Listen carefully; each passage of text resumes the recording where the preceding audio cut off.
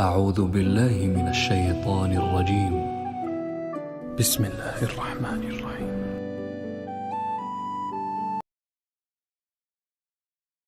حضرت عثمان کا چونکہ میں رشتہ دار ہوں، بنو امیہ سے میرا تعلق ہے، حضرت عثمان بھی بنو امیہ کے تھے، تو حکومت پہ دباؤ ڈالا جائے کہ حضرت عثمان کے قاتلوں کو چوک پر لٹکایا جائے۔ یہ گڑبڑ یہاں سے شروع ہوئی ہے۔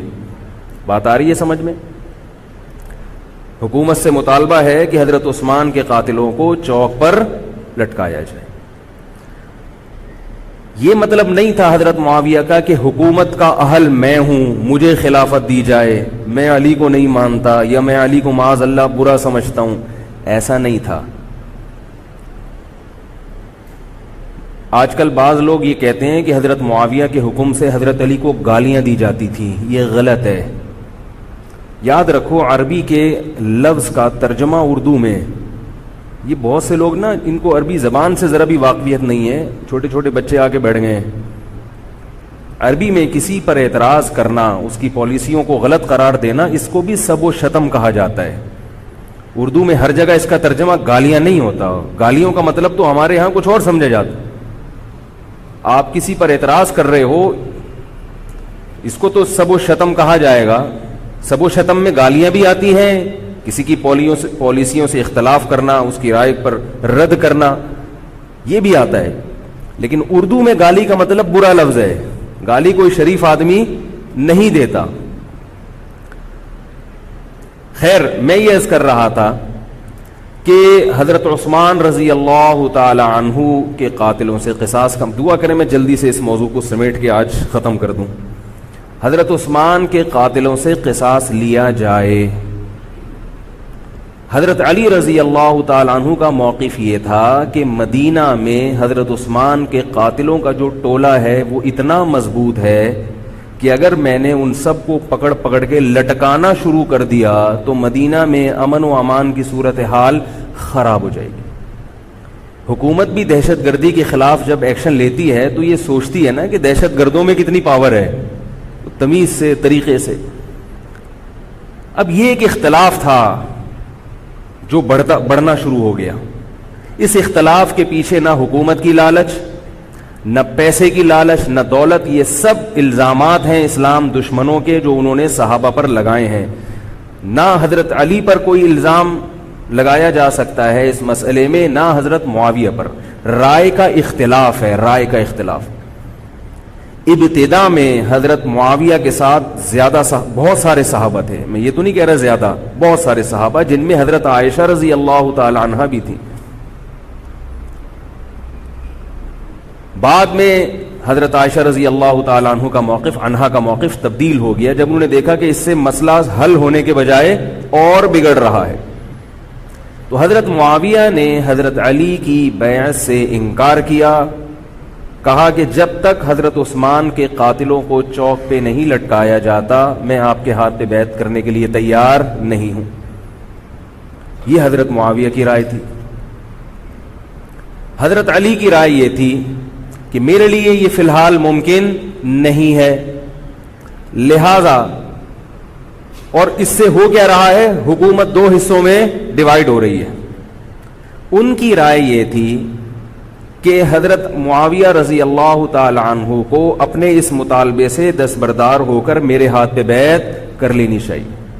اور قرآن کا حکم ہے وَإِن طَائِفَتَانِ مِنَ الْمُؤْمِنِينَ اقْتَتَلُوا فَأَصْلِحُوا بَيْنَهُمَا فَإِن بَغَتْ إِحْدَاهُمَا عَلَى الْأُخْرَى فَقَاتِلُوا الَّتِي تَبْغِي حَتَّى تَفِيءَ إِلَى أَمْرِ اللَّهِ، کہ اگر مسلمانوں کا کوئی فریق بغاوت پہ اتر آئے، حکومت وقت سے لڑائی کرے، قاتل التی تبغی، تو جو طبقہ حکومت کو تسلیم نہیں کر رہا یا حکومت کے خلاف بغاوت کر رہا ہے اس سے قتال کرو۔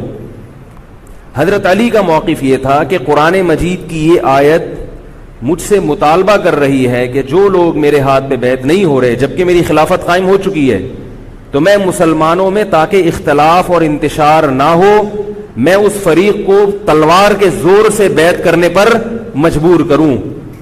بات آ رہی ہے سمجھ میں کہ نہیں آ رہی ہے؟ آج تو پولیس بھی نہیں بلا سکتے، موبائل ہی نہیں ہے بھائی، بند پڑے ہوئے ہیں، ورنہ میں پولیس بلوا لیتا آج آپ کو بات سمجھانے کے. لیکن میں کہتا ہوں کہ میں پولیس اگر بلواتا، اگر پولیس ہی کو سمجھ میں نہیں آئی، یہ بھی تو بڑا مسئلہ ہے. خیر، تو حضرت علی کا موقف یہ تھا. حضرت معاویہ کا موقف یہ تھا کہ حکومت کے خلاف بغاوت غلط ہے نا. جس کو حکومت مان لیا ہو، جب تک میں نے خلیفہ مانا ہی نہیں ہے تو میرا یہ عمل بغاوت نہیں کہلائے گا. یہ اختلاف رائے ہے، اور یہ اختلاف صحابہ میں بھی ہوا ہے، تابعین میں بھی ہوا ہے، ائمہ مجتہدین میں بھی ہوا ہے، اور آج تک ہوتا آ رہا ہے.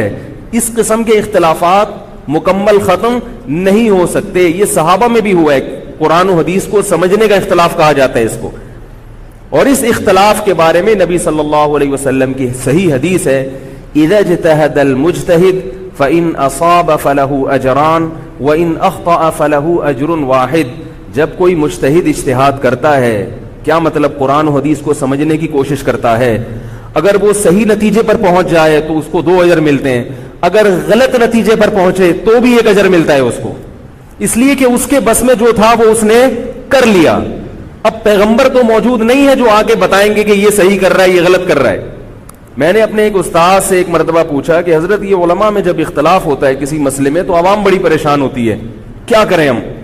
انہوں نے فرمایا کہ عوام کو یہ بتاؤ کہ ہم پیغمبر نہیں ہیں اور ہم پیغمبر سے براہ راست مسئلہ پوچھ نہیں سکتے. ہمارے پاس جو قرآن و سنت ہے اور جو فقہائے کرام نے اس قرآن و سنت کی تشریح کی ہے، جو فقہ کی کتابیں ہیں، ہم اس میں دیکھتے ہیں. اب اس میں 2 علماء کی رائے میں اگر اختلاف ہو جائے تو اس اختلاف کو ختم کرنے کا ہمارے پاس کوئی راستہ نہیں ہے. نبی ہوتے تو ہم پوچھ لیتے. جب راستہ نہیں ہے تو بھائی اللہ کے نبی نے فرما دیا کہ جو تمہارے بس میں ہے وہ کر لو. اگر درست بات تک پہنچ گئے ڈبل اجر، نہیں پہنچے تو بھی اجر. اس میں ہمیں بتا دیا کہ اسلام پر عمل کے لیے اتنا کافی ہے کہ جو تمہاری استطاعت میں ہے وہ کر لو. نہیں آئی بات سمجھ میں؟ اب یہ اختلاف چھوٹے مسائل میں بھی ہو سکتا ہے اور بڑے مسائل میں بھی ہو سکتا ہے. تیسری بھی ایک جماعت تھی. یہ 2 اختلاف تو پتہ چل گئے نا، حضرت علی کا موقف، حضرت معاویہ کا موقف. ایک تیسری جماعت تھی جو یہ کہتی تھی کہ نہ ہم حضرت علی کا ساتھ دیں گے نہ حضرت معاویہ کا، کیونکہ دونوں مسلمان ہیں، دونوں لڑ رہے ہیں، مسلمانوں کو ہم لڑتا ہوا نہیں دیکھ سکتے. ان کا موقف تھا حضرت علی رضی اللہ تعالیٰ عنہ ایک صحابی کے پاس گئے اور ان سے کہا کہ آپ میری جماعت میں شامل ہوں اور اہل شام کے خلاف میرے ساتھ مل کے لڑیں. وہ صحابی گئے کہ لکڑی کی تلوار اٹھا کے لائے. انہوں نے کہا کہ میں نے رسول اللہ صلی اللہ علیہ وسلم سے سنا ہے کہ فتنے کا دور ہوگا، مسلمان آپس میں لڑیں گے، تو تم اس وقت اپنی تلوار کو لکڑی کی بنا لینا. لکڑی کی تلوار کا مطلب جو کسی سے لڑنے کے کام نہ آئے. میں تو نہیں لڑ سکتا. اب حضرت علی نے یہ نہیں کہ اس پہ تلوار رکھ دیا کہ نہیں تو جائے گا، یا تو دائرہ اسلام سے خارج ہے، یا تو باغی ہے، ٹھیک ہے نہیں آ رہی سمجھ میں چھوڑ دو. آج جو فتنے کھڑے ہو رہے ہیں نا، وہ اس پہ نہیں ہو رہے کہ صحیح کیا ہے غلط کیا ہے. فتنہ اس پر ہو رہا ہے کہ جو مجھے سمجھ میں آ رہا ہے وہ میں تھوپ کے اس کو مسلط کر دوں. مجھے اگر رفع الیدین سمجھ میں آ رہا ہے تو پوری دنیا رفع الیدین کیوں نہیں کر رہی، اور اگر مجھے ترک رفع الیدین سمجھ میں آ رہا ہے تو یہ چند لوگ رفع الیدین کیوں کر رہے ہیں. صحابہ کے دور میں رفع الیدین بھی ہوتا تھا اور ترک بھی ہوتا تھا، پھڈے نہیں ہوتے تھے. صحابہ کے دور میں زور سے آمین بھی تھی اور آہستہ آمین بھی تھی، جھگڑے نہیں تھے. صحابہ کے دور میں امام کے پیچھے فاتحہ پڑھنے والے بھی تھے اور امام کے پیچھے فاتحہ کو ناجائز اور حرام سمجھنے والے بھی تھے، مگر پھڈے بازی بولو بھائی نہیں تھی. تو حضرت علی رضی اللہ تعالیٰ عنہ نے ان صحابی کو مجبور نہیں کیا. حضرت علی کی فوج میں عمار ابن یاسر رضی اللہ تعالیٰ عنہ بھی تھے، زبیر ابن عوام، عبداللہ ابن زبیر رضی اللہ تعالیٰ عنہ، عبداللہ ابن زبیر ابن عوام. حدیث میں آتا ہے کہ جب جنگ صفین میں، جنگ جمل میں دونوں فوجیں آمنے سامنے کھڑی ہوئی ہیں، زبیر ابن عوام رضی اللہ تعالیٰ عنہ نے تقریر کی، اہل شام سے خطاب کر کے کہا کہ اے اہل شام، ہم جانتے ہیں کہ تمہارے ساتھ محمد صلی اللہ علیہ وسلم کی زوجہ ہیں حضرت عائشہ، جو ہمارے موقف سے متفق یہ صحیح بخاری کی روایت ہے, جو ہمارے موقف سے متفق نہیں ہے, لیکن ہے نبی کی بیوی اور ساتھ کس کا دے رہی ہیں؟ تمہارا. اب اعتدال دیکھیں صحابہ کی رائے میں. فرمایا اللہ کی قسم ہم یہ جانتے ہیں کہ جیسے وہ دنیا میں نبی کی زوجہ تھی, جنت میں بھی نبی کی زوجہ ہوں گی, اگرچہ وہ اس معاملے میں ہمارے خلاف ہیں, مگر اس کی وجہ سے ہم ان کے جنتی ہونے کا انکار نہیں کر سکتے. کیا مطلب؟ ان کی سمجھ میں جو آ رہا ہے وہ اس کے حساب سے کر رہی ہیں, لیکن ہماری سمجھ میں ان کی بات نہیں آ رہی. کیوں؟ اس لیے فرمایا کہ ہم یہ دیکھ رہے ہیں کہ اللہ ہمیں نبی کی زوجہ عائشہ رضی اللہ تعالی عنہا کے ذریعے آزما رہا ہے کہ تم نبی کی زوجہ کو دیکھتے ہو یا قرآن کے حکم کو دیکھتے ہو. قرآن کہہ رہا ہے کہ خلیفہ کے خلاف بغاوت نہیں ہو سکتی, کائنم من کان, بغاوت کرنے والا کوئی بھی کیوں نہ ہو. تو نہ چاہتے ہوئے بھی ہم تمہارے خلاف آ کے کھڑے ہوئے ہیں. خدا کی قسم اس آزمائش میں ہمیں کس نے ڈالا ہے؟ اللہ نے ڈالا ہے. وہ لوگ جو حضرت عائشہ رضی اللہ تعالی عنہا پر تہمتیں لگاتے ہیں, جو حضرت معاویہ کو برا بھلا کہتے ہیں, وہ لوگ حضرت علی اور ان کے ساتھیوں سے سبق کیوں نہیں سیکھ لیتے؟ ایک مرتبہ میرے پاس ایک سوال آیا, سوال کرنے والے نے حضرت معاویہ کی شان میں گستاخی کا پورا ایک باب باندھا ہوا تھا. اس نے کہا کہ جس نے نبی کے داماد کے خلاف تلوار اٹھائی وہ اسلام میں معاذ اللہ کیسے ہو سکتا ہے, اور ایسے برے برے القاب کہ میں زبان پہ بھی نہیں لا سکتا. میری عادت ہے شارٹ کٹ جواب دینے کی, گلویلے دی تے پھل موسم دا. اتنا ٹائم تھوڑی ہے کہ ہر آدمی کے سوال کو لے کے بیٹھ جائیں. میں نے کہا آپ کے جواب میں اتنا کافی ہے کہ یہ وہ الزامات ہیں کہ جس کے خلاف تلوار اٹھائی اس نے بھی یہ الزامات نہیں لگائے. مدعی سست اور گواہ چست. نہیں آ رہی میرا خیال ہے بات. جو حضرت علی کے ساتھ تھے انہوں نے تو یہ کچھ حضرت معاویہ کے خلاف نہیں کہا. انہوں نے تو, وہ تو پھر بھی جنتی مان رہے ہیں, ایک دوسرے کی نماز جنازہ میں شریک ہو رہے ہیں, مال غنیمت کو تقسیم نہیں کر رہے, ایک دوسرے کی عورت پہ ہاتھ نہیں اٹھا رہے, احترام کر رہے ہیں, ایک دوسرے کے پیچھے جنگ ختم ہونے کے بعد نمازیں پڑھی جا رہی ہیں. اللہ تعالیٰ نے یہ مثال صحابہ کی قائم کی ہے دنیا کو دکھانے کے لیے کہ ان میں اتنا بڑا اختلاف ہو کہ تلواریں بھی چل جائیں تو وہ اختلاف بھی حدود سے تجاوز نہیں کرتا. اور ہمارے چھوٹے چھوٹے اختلافات میں کیا ایک دوسرے کے خلاف بہتان تراشیاں اور زبان درازیاں ہوتی ہیں. تو یہ اختلاف تھا حضرت علی اور حضرت معاویہ کا, جس میں تین فریق تھے. ایک حضرت علی تھے, ان کا موقف یہ تھا کہ میرے لیے تلوار اٹھانا واجب ہے. حضرت علی کے ساتھ جو لوگ تھے ان کا بھی یہ موقف تھا. حضرت معاویہ کا یہ موقف تھا کہ میں باغیوں کی فہرست میں آتا نہیں ہوں. کیوں نہیں آتا؟ اس لیے نہیں آتا کہ میں نے خلافت کو تسلیم نہیں کیا, اور ان کے ساتھ بھی صحابہ کرام کی ایک جماعت تھی. اور تیسرا موقف, بہت سارے صحابہ یہ تھے جو کہتے تھے ہم کسی کا ساتھ نہیں دیں گے, دونوں طرف مسلمان ہیں, ہماری تلوار سے کسی مسلمان کا خون ہو ہم یہ برداشت نہیں کر سکتے. ہماری رائے یہ ہے, اہل سنت والجماعت کی رائے یہ ہے کہ یہ ان تینوں فریقوں میں جو برحق تھے وہ حضرت علی تھے, کیونکہ حکومت تھی ان کے پاس. باقی جو دونوں فریق تھے صحابہ کرام کے, ان سے غلطی ہوئی ہے, مگر یہ غلطی اجتہادی ہے. یہ نفس پرستی والی غلطی, حکومت کی لالچ والی, دولت کی لالچ والی, یا ہٹ دھرمی والی, یا ضد والی غلطی بولو بھائی نہیں ہے. یہ وہ غلطی ہے جس کے بارے میں محمد صلی اللہ علیہ وسلم نے فرمایا کہ اگر مجتہد سے غلطی ہوتی ہے تو بھی اس کو اجر ملتا ہے, کیونکہ اللہ نے قرآن میں فرمایا فاتقوا اللہ ما استطعتم, اللہ سے اتنا ڈرو جتنی تم میں استطاعت ہے. تو ان کی جتنی سمجھ میں آیا انہوں نے اس حساب سے کیا. تو دو جنگیں ہوئی ہیں, جنگ جمل اور جنگ صفین. اب ایک اور بات ہے, تاریخی حقیقت ہے کہ دو جنگوں کے بعد حضرت علی رضی اللہ تعالی عنہ کو خوارج نے شہید کر دیا. یہ وہی خوارج جو حضرت عثمان کے قاتل تھے. انہوں نے شہید کس کو کیا؟ حضرت علی کو. حضرت علی کی شہادت کے بعد حضرت حسن رضی اللہ تعالی عنہ کی 6 مہینے تقریباً خلافت رہی ہے. حضرت حسن رضی اللہ تعالی عنہ نے امت میں جوڑ پیدا کرنے کے لیے حضرت معاویہ رضی اللہ تعالی عنہ سے سلو کر لی, اور خلافت سے دستبردار ہو کر حضرت معاویہ کے ہاتھ پر بیعت ہو گئے. نہیں آ رہی میرا؟ پولیس کو فون کریں یار, بہت اہم بات ہے یہ, اس کو اچھی طرح سمجھ لیں, اللہ کرے سمجھ میں آ جائے. تو جب یہ ہو گیا تو مسئلہ ختم ہو گیا نا. لوگوں نے حضرت حسن سے کہا, یہ میں بالکل مستند روایتیں پیش کر رہا ہوں, اس کے سب کے حوالے ہیں, اور بہت ایسا نہیں ہے کہ تاریخ کی کتابوں کے, یہ احادیث کی کتابوں کے سے پیش کر رہا ہوں. حدیث کا جو معیار ہے وہ تاریخی کتب سے بہت زیادہ ہوتا ہے.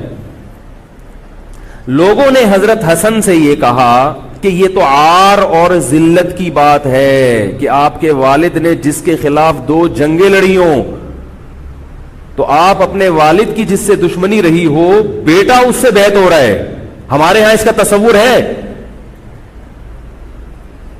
سیاسی لوٹے ہمارے ہاں بہت ہیں, مگر وہ بھی دنیاوی مفاد میں دائیں بائیں لڑکتے ہیں. آخرت کی خاطر کوئی اپنے ہوتے سے دستبردار ہو جائے, یہ نہیں ہوتا. حضرت حسن اہل بیت میں سے ہیں. حضرت حسن بیعت ہو گئے کس کے ہاتھ پر؟ حضرت معاویہ. لوگوں نے کہا یہ عار اور ذلت کی بات ہے. تو حضرت حسن کے وہ تاریخی الفاظ ہیں کہ میں دنیا کی ذلت کو جہنم کی آگ پر ترجیح دیتا ہوں. کیا مطلب؟ میں مسلمانوں کو آپس میں لڑتا ہوا نہیں دیکھ سکتا, میں نہیں لڑتا ہوا دیکھ سکتا. اب کوئی اس بیس پر حضرت علی پہ الزام لگائے کہ اس کا مطلب وہ لڑتا ہوا دیکھ سکتے تھے. بھائی ان کا جو موقف تھا, جو ان کی سمجھ میں آیا وہ انہوں نے کیا. حضرت حسن کا موقف اپنے والد کے موقف سے مختلف تھا. یہ اختلاف رائے ہو سکتا ہے. ان کا موقف یہ تھا کہ بھئی حضرت معاویہ حکومت کے اہل ہو یا نہ ہو یہ ایک الگ بحث ہے. اگر میں ان کے مقابلے میں متوازی حکومت قائم کروں گا تو پھر مطالبہ ہوگا حضرت عثمان کے قاتل سے قصاص, جو کہ ممکن نہیں ہے, اور پھر یہ لڑائی آگے چلے گی. تو بہتر ہے کہ دستبردار ہو جاؤ کہ حضرت آپ ہمارے خلیفہ ہیں, آپ ہمارے امیر ہیں. نبی صلی اللہ علیہ وسلم اس کی پیشگوئی پہلے کر چکے تھے. حضرت حسن رضی اللہ تعالیٰ عنہ کے بارے میں فرما چکے تھے کہ اللہ میرے اس بیٹے کے ذریعے مسلمانوں کے 2 فریق میں صلح پیدا کریں. تو جو اہل بیت سے محبت کرنے والے لوگ ہیں ان کو بھی چاہیے کہ کوئی ایسا کام نہ کریں جس سے مسلمانوں میں دوبارہ سے اختلاف اور انتشار پیدا ہو جائے. جوڑ کی اہمیت شریعت میں زیادہ ہے. اب جب حضرت معاویہ کی خلافت قائم ہوئی ہے, حضرت معاویہ نے حضرت حسن رضی اللہ تعالی عنہ کے اکرام میں کوئی کسر نہیں چھوڑی. اس پر متواتر روایات ہیں کہ حضرت معاویہ جتنا حضرت حسن کا اکرام کیا کرتے تھے اتنا کسی کا اکرام نہیں کرتے تھے. بہت زیادہ آپ کو عزت دی حضرت معاویہ رضی اللہ تعالیٰ عنہ نے. حضرت معاویہ کے بعد یزید کی خلافت قائم ہوئی ہے, حکومت قائم ہوئی ہے. حضرت معاویہ صحابی رسول تھے. بہت سارے صحابہ کو آپ کے طریقہ حکومت پر اعتراض تھا, کیونکہ بہرحال باقاعدہ سلیکشن نہیں ہوئی تھی. لیکن پھر بھی صحابہ کرام نے, جب حضرت حسن بیعت ہو گئے تو باقی کس کو اعتراض کا ہوگا بھائی. پھر حضرت معاویہ رضی اللہ تعالیٰ عنہ کے دور میں بہت جہاد ہوا ہے. اسلامی خلافت, ہمارا جو بر صغیر میں اسلام آیا ہے اس کا بہت بڑا حصہ حضرت معاویہ کے دور میں اسلام آیا یہاں. حضرت معاویہ کے بعد جب یزید خلیفہ بنا ہے مسلمانوں کا, تو بہت سارے صحابہ نے یزید کے ہاتھ پہ, بہت سارے تو نہیں, چند صحابہ نے یزید کے ہاتھ پر بیعت کرنے سے انکار کر دیا. وہ اتنے تھوڑے صحابہ ہیں جن کو انگلیوں پہ گنا جا سکتا ہے, جن میں حضرت حسین بھی تھے, حضرت حسن نہیں, حضرت حسن کے بھائی, بولو بھائی, حضرت حسین. جمہور صحابہ کا موقف یہ تھا کہ یزید کا طریقہ خلافت اگرچہ غلط ہے, طریقہ حکومت اگرچہ غلط ہے, مگر رسول اللہ صلی اللہ علیہ وسلم کی صحیح احادیث موجود ہیں. نبی صلی اللہ علیہ وسلم نے فرمایا, صحیح بخاری کی حدیث ہے, اسمعوا واطیعوا ولو سلط علیکم رجل حبشی کأن رأسہ ذبیبہ. آپ صلی اللہ علیہ وسلم نے فرمایا, سنو اور اطاعت کرو اگرچہ تم پر کوئی حبشی غلام مسلط کر دیا جائے جس کا سر کشمش کی طرح پچکا ہوا ہو. کیا مطلب؟ سلیکشن نہیں ہوئی بلکہ زبردستی مسلط ہو گیا کسی بھی طرح سے. اور جو مسلط ہوا وہ کسی بھی لحاظ سے حکومت کرنے کا اہل نہیں ہے، غلام ہے. غلام کبھی بھی حکومت کا اہل نہیں ہوتا. اور غلام بھی حبشی، کالا کلوٹا، گوروں سے جس کو ویسے ہی تبھی نفرت ہو، بھائی ہم سارے سفید ہیں اور یہ ایک بلیک کہاں سے آ گیا دوسری قوم کا آدمی. انسان دوسری قوم کے آدمی کو قبول نہیں کرتا، قوم بھی دوسری. اور فرمایا شکل بھی اچھی نہیں ہے. بھائی حاکم کم از کم شکل کا اچھا ہو تو اطاعت کرتے ہوئے مزہ آتا ہے. شکل بھی اچھی نہ ہو تو آدمی کہتا ہے یار اس کی مانوں میں. عجیب سا ہے یہ فطرت ہے انسان کی. لوگ کوشش کرتے ہیں امام لائے تو شکل بھی اچھی ہو اس کی، یہ کوشش کرتے ہیں لوگ. امام میں پتہ نہیں کیا کیا دیکھ رہے ہوتے ہیں. تو کیا ہے، شکل بھی اچھی نہیں ہے اور عقل بھی نہیں ہے، سر پچکا ہوا ہے کس کی طرح، کشمش کی طرح. صحیح ہے بخاری کی حدیث. مطلب یہ کہ کسی بھی لحاظ سے نہ لک وائز اچھا لگ رہا ہے آپ کو، نہ اس کے اندر صلاحیتیں ہیں، مگر مسلط ہو گیا، کسی نے بھی مسلط کر دیا. تو آپ نے فرمایا اب اس کے خلاف بغاوت نہیں کرنی، اس کی اطاعت کرنی ہے. آپ کہیں گے یہ کیسا حکم ہے بھائی اسلام کا، ایک آدمی نا اہل ہے مگر اس کی مان کے چلو تو مروا دے گا. یہ اس لیے اسلام نے حکم دیا ہے کہ اس کے پاس پاور تھی تو مسلط ہوا ہے نا. کیا خیال ہے بھائی؟ تو اب جب اس کے خلاف چلو گے تو اس سے وہ ہٹنے والا نہیں ہے، وہ خون خرابہ کر دے گا، قتل و غارت کرے گا اور فساد پیدا کر دے گا وہ. کیونکہ اگر وہ کمزور ہوتا تو خلیفہ بنتا نہیں. وہ خلیفہ کی، حاکم کی ڈیفینیشن کیا ہے؟ جس کے پاس قوت نافذہ ہو. ایک دن ایک صاحب کہنے لگے مسلم لیگ کے دور میں، جنرل مشرف کے دور میں اس کو نہیں مانتا، میں اس کو نہیں مانتا. میں نے کہا آپ کے ماننے نہ ماننے سے کچھ نہیں ہوتا. وہ مسلط ہو گیا ہے، جس طریقے ہیلی کاپٹر سے آیا ہو یا فرشتے اس کو لائے ہوں. کیونکہ حاکم کی جو ڈیفینیشن ہے کہ جس کے پاس قوت نافذہ ہو. قوت نافذہ اردو کا گاڑا لفظ ہے. قوت نافذہ کہتے ہیں کہ جب وہ کچھ کہتا ہو تو کر کے دکھا سکتا ہو، چاہے فوج کے ذریعے، چاہے پولیس کے ذریعے، چاہے کسی بھی طریقے. ایک آدمی کو پوری قوم نے سلیکٹ کر لیا مگر اس کی سنتا کوئی نہیں ہے. وہ کچھ کہتا ہے تو اس کے منہ سے الفاظ نکل کے ہوا میں تحلیل ہو جاتے ہیں. چلتی کسی اور کی ہے، وہ جو کہتا ہے کر کے دکھا دیتا ہے. تو اصل حاکم کون ہے؟ جو کہتا ہے اور کر کے دکھا دیتا. اب یہ ایک الگ بحث ہے کہ یہ ظالم ہے، یہ غلط طریقے سے آیا ہے. اس پر بحث ہو سکتی ہے کہ جب یہ غلط طریقے سے آیا ہے تو اس کو قانون کے دائرے میں رہ کے ہٹانے کی کوشش کی جائے. لیکن مسلح بغاوت کرنا، اس کے خلاف بندوق اٹھانا، اس کے خلاف تلوار اٹھانا، اس کی شریعت نے اجازت نہیں دی. میں یہ نہیں کہہ رہا کہ اس کی مخالفت کی اجازت نہیں دی. نبی صلی اللہ علیہ وسلم نے فرمایا سب سے بہترین جہاد ظالم بادشاہ کے سامنے حق بات کہنا ہے. کہنے کی حد تک آپ کو مخالفت کی اجازت ہے کہ بھائی یہ جو وزیر اعظم کا بیان آیا ہے یہ بیان ملک کا بیڑا غرق کر دے گا، ان کی پالیسیاں صحیح. جیسے آج کل ہو رہا ہے کہ اخباروں میں کالم نگار اپنی اپنی رائے لکھتے ہیں حکمرانوں کے بارے میں. لکھنے کی حد تک، بولنے کی حد تک ہے.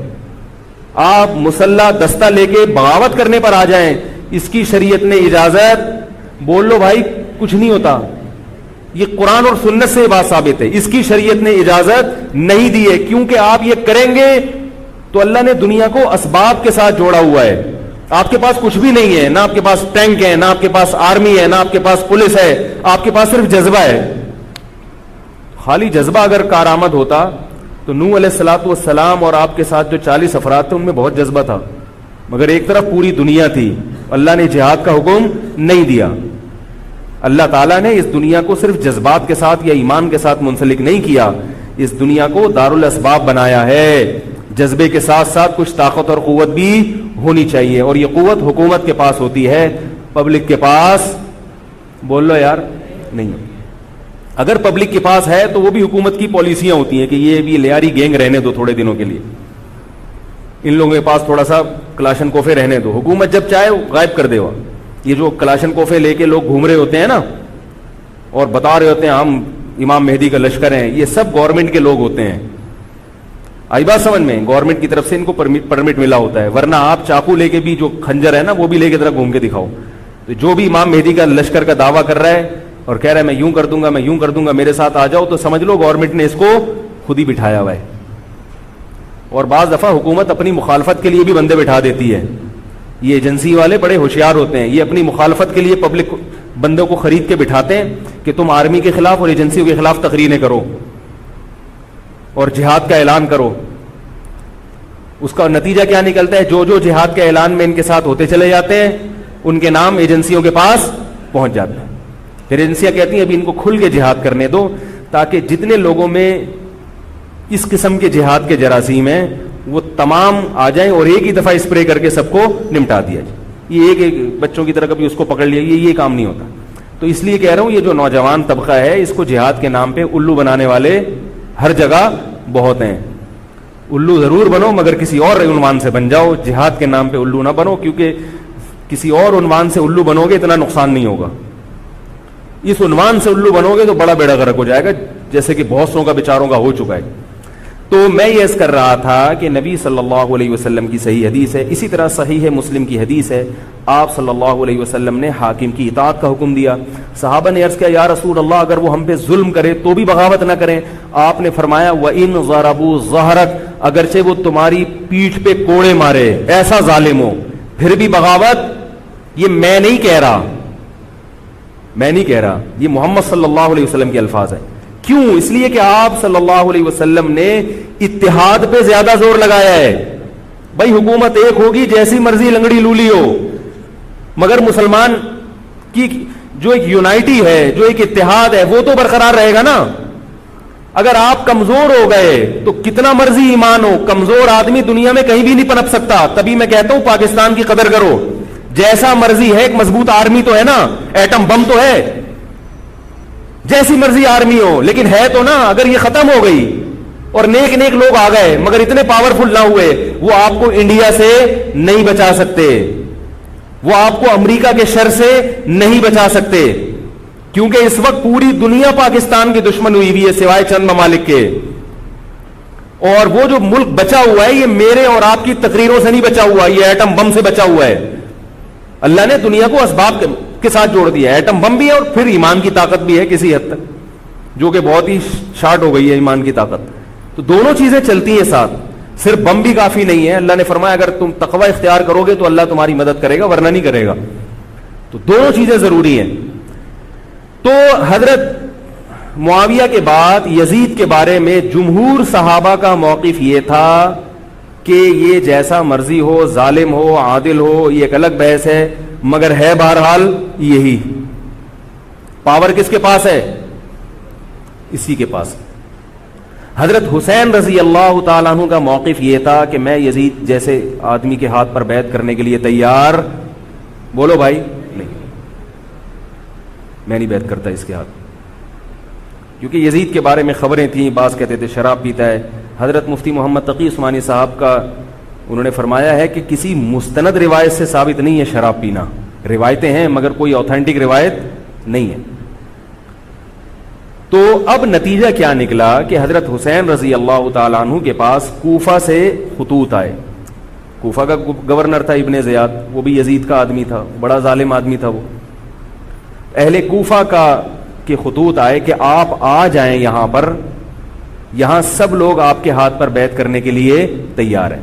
حضرت حسین کا خیال یہ تھا کہ اگر یہ سب تیار ہیں تو یزید کی حکومت بغیر لڑائی کے, بغیر بڑے قتال کے, مسلمانوں کے خون خرابے کے بغیر ختم ہو سکتی ہے.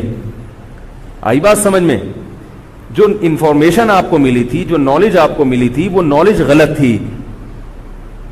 اگر وہ نالج صحیح ہوتی تو حضرت حسین کبھی کربلا کی طرف رخ نہ کرتے, کیونکہ حضرت حسین کا موقف بھی یہی تھا کہ مسلمانوں کی تلواریں آپس میں نہ چلیں.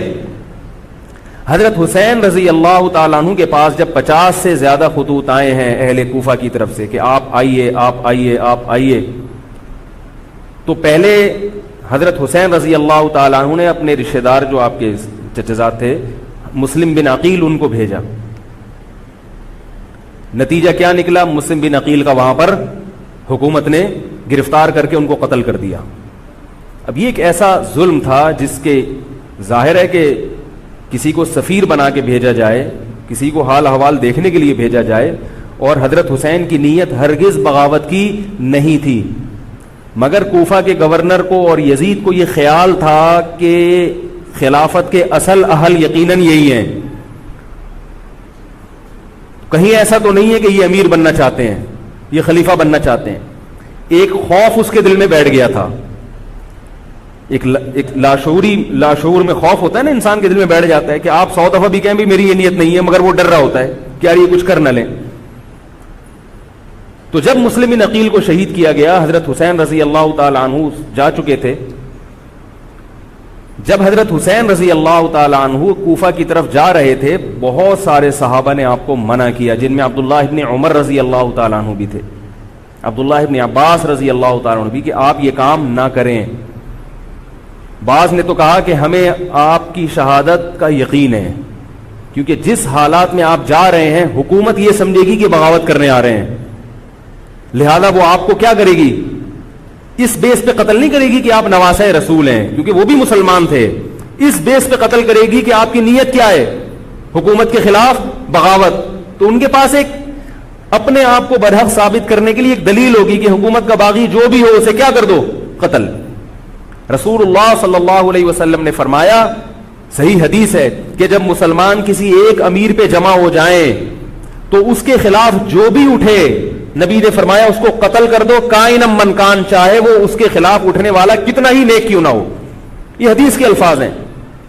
حضرت حسین کا موقف یہ تھا کہ میں نے ابھی تک یزید کی خلافت اور حکومت کو تسلیم نہیں کیا، لہذا میں اس وعید میں داخل نہیں ہوں. اب ہوا یہ کہ حضرت حسین رضی اللہ تعالی عنہ جب گئے ہیں اور کربلا کے مقام پہ پہنچے ہیں، تو وہاں آپ رضی اللہ تعالی عنہ کو مسلم بن عقیل کی شہادت کا بھی پتہ چلا، اور اندازہ ہوا، میں بہت شارٹ کر کے سنا رہا ہوں، اندازہ ہوا کہ حالات ایسے نہیں ہیں جیسے میں سمجھ رہا تھا. عبید اللہ جو ابن زیاد تھا بدبخت، اس نے حضرت حسین کو یہ کہا کہ بغیر کسی شرط کے حضرت حسین کو گرفتار کر کے لاؤ اور میرے ہاتھ پر بیعت کراؤ. یہ رسول اللہ صلی اللہ علیہ وسلم کے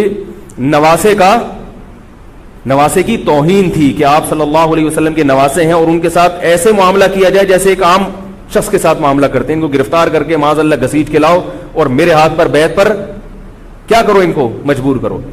حضرت حسین رضی اللہ تعالی عنہ کا کربلا کے میدان میں موقف یہ تھا کہ میں اگر بیعت ہوں گا تو ڈائریکٹ یزید کے ہاتھ پہ بیعت ہوں گا جو مسلمانوں کا خلیفہ ہے، ابن زیاد کے ہاتھ پر بیعت نہیں ہوں گا. یہ بھی اس تاریخ کا ایک اہم پہلو ہے کہ حضرت حسین نے کوفہ جانے کا ارادہ ترک کر دیا اور کربلا سے شام جانے کا آپ رضی اللہ تعالیٰ عنہ نے ارادہ کر لیا. اور بعض مورخین نے لکھا ہے کہ حضرت حسین جو واپس آ رہے تھے تو وہ کربلا سے گزر رہے تھے، وہ واپسی کا راستہ ہی شام کا راستہ ہے. نہیں یاری بات میرا خیال ہے سمجھ، وہ جس ٹریک پر چل رہے تھے وہ راستہ کون سا ہے، وہ شام کو جاتا ہے. یہ اس کی علامت ہے کہ آپ یزید سے ملاقات کے لیے، مذاکرات کے لیے تیار بولو بھائی ہو چکے تھے کہ میں خود براہ راست یزید سے مل کے حال احوال دیکھتا ہوں، اگر مجھے سمجھ میں آیا تو میں اس کے ہاتھ میں بیعت ہو جاؤں گا. حضرت حسین رضی اللہ تعالی عنہ کا مقصد حکومت کے خلاف تلوار اٹھانا بولو بھائی نہیں تھا، ورنہ وہ اس کے لیے تیار نہ ہوتے. مگر جو ابن زیاد تھا اس نے حضرت حسین رضی اللہ تعالی عنہ اور آپ کے ساتھ جتنے اہل بیت تھے ان پر ظلم یہ کیا اس بدبخت نے کہ اس نے انہیں شام جانے کا راستہ نہیں دیا، اور اس میں اپنی توہین محسوس کی کہ میرے ہاتھ پر بیعت کیوں نہیں ہو رہے، اور لشکر بھیجا جس لشکر نے چاروں طرف سے حضرت حسین رضی اللہ تعالیٰ عنہ کو گھیرا. حضرت حسین نے کہا کہ میں عزت کی جو موت ہے اس کو ذلت کی زندگی پر ترجیح دیتا ہوں. کوئی بھی غیرت مند ہوتا تو اس وقت یہی کرتا کہ بھئی جب میں اپنے دعوے سے بھی دستبردار ہو گیا اور میں شام جانے کے لیے بھی تیار ہو گیا، اب میرا راستہ روکنے کی کیا حقیقت ہے. اللہ تعالی کوفہ کے گورنر کے ذریعے حضرت حسین کا قتل کروانا چاہتے تھے تاکہ اس کی بدبختی ساری دنیا کے سامنے ظاہر ہو جائے. اگر حضرت حسین پھر بھی تلوار چلاتے، پھر بھی لڑتے، تو حضرت حسین پر یہ الزام لگایا جا سکتا تھا کہ معاذ اللہ آپ باغیوں میں ہیں. تو اللہ تعالیٰ نے اپنے نبی کے نواسے کو اس الزام سے محفوظ رکھا اور آپ نے لڑائی کا ارادہ ترک کر دیا. حضرت حسین نے کربلا کے میدان میں جو لڑائی لڑی ہے وہ اقدامی لڑائی نہیں تھی، وہ دفاعی لڑائی تھی. دیکھو جب حکومت آپ کو گھیر لے چاروں طرف سے، آپ کہیں ٹھیک ہے بھائی میں لڑائی سے دستبردار ہوتا ہوں, مجھے میرے گھر جانے دو. حضرت حسین کا ایک مطالبہ یہ بھی تھا کہ یا تو مجھے واپس جانے دو مدینہ, میں جہاں سے آیا ہوں وہیں جا رہا ہوں واپس, مکہ جانے دو یا مدینہ جانے دو.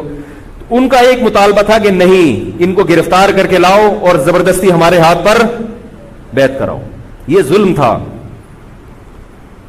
نتیجہ کیا نکلا ہے کہ کربلا کے میدان میں آپ کو گھیر کر آپ کو بھی شہید کر دیا گیا, اور جتنے اہل بیت تھے مرد سوائے امام زین العابدین کے جو حضرت حسین رضی اللہ, حضرت حسن کے بیٹے تھے, ان کے علاوہ جتنے بھی اہل بیت تھے ان سب کو قتل کر دیا گیا.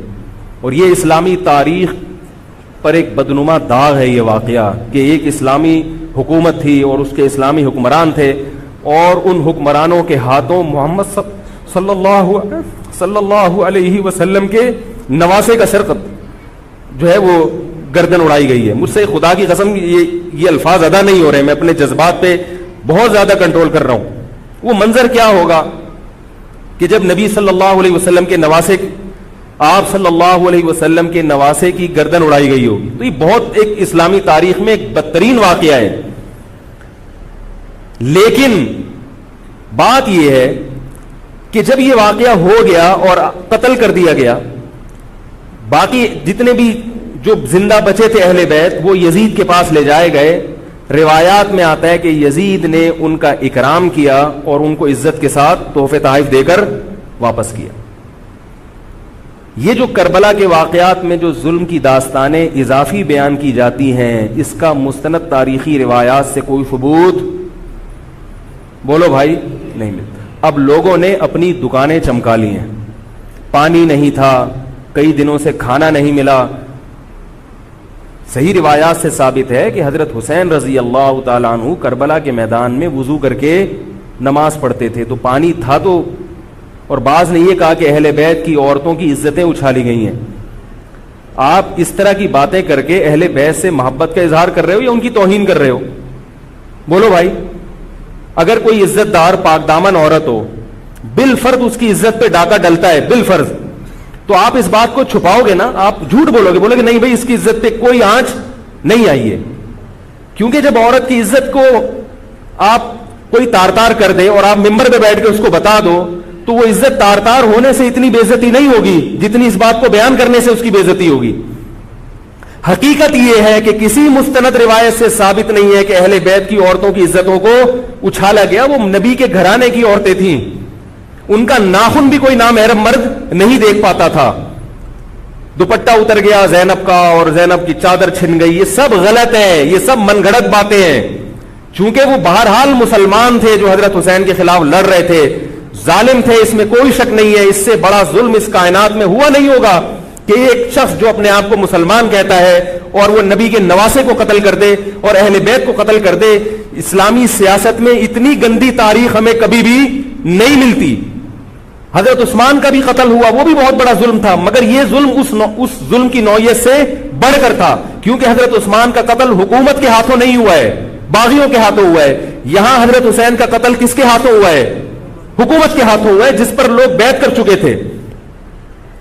تو یہ اسلامی تاریخ میں ایک بہت بڑا بدنما داغ ہے, مگر اس کو بیان جس انداز سے کیا جاتا ہے اور جتنے قصے کہانیاں من گھڑت سنائے جاتے ہیں ان کا حقیقت سے تعلق نہیں ہے. ہماری نظر میں چاہے پانی بند کیا ہو یا نہیں کیا ہو, کھانا ملا ہو یا نہیں ملا ہو, ہماری نظر میں حضرت حسین رضی اللہ تعالی عنہ کا سر قلم کر دینا ہی کائنات کا بدترین ظلم ہے. یہی ایسا ظلم ہے کہ جس پر جتنا غم کیا جائے کم ہے. غم منایا نہیں, غم کیا جائے. منانا الگ چیز ہے, غمزدہ ہونا الگ چیز ہے.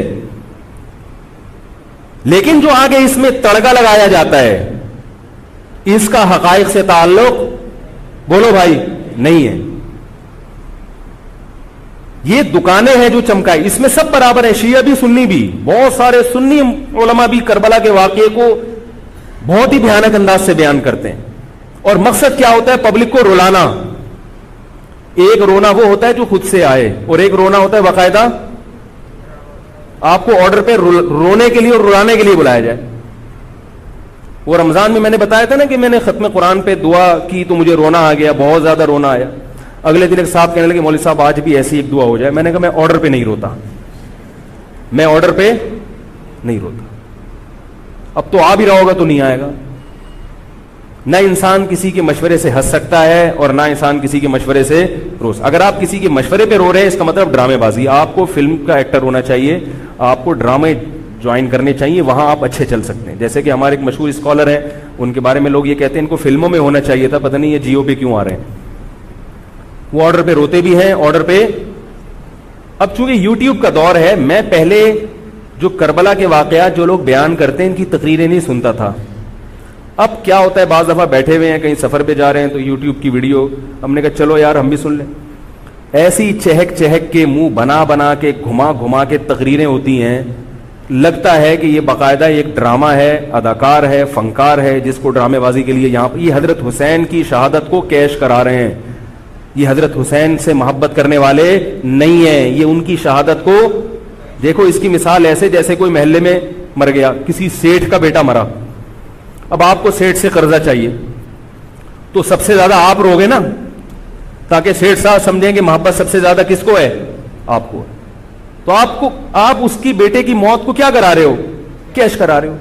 بعض لوگ کسی کی شہادت کو کیش کراتے ہیں, کسی پہ ظلم کو کیش کراتے ہیں. تو میں پھر عرض کروں کہ بہت بدترین واقعہ ہے. حضرت حسین رضی اللہ تعالیٰ عنہ کا سر لے جایا گیا یزید کے پاس.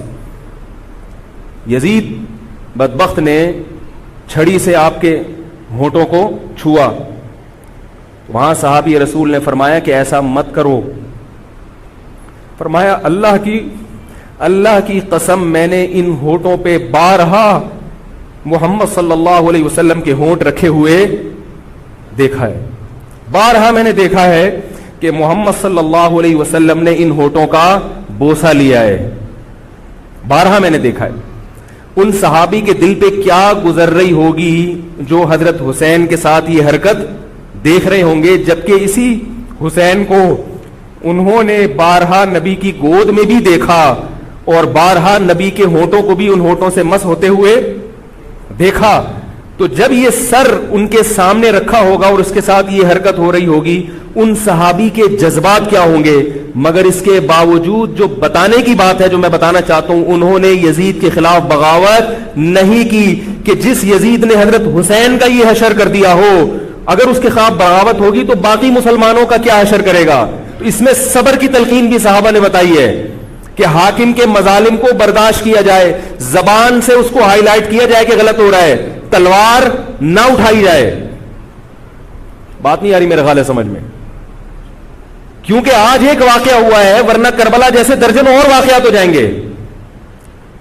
تو صحابہ کرام کی سیرت میں ہمیں ہر طرح کے اسباق ملتے ہیں.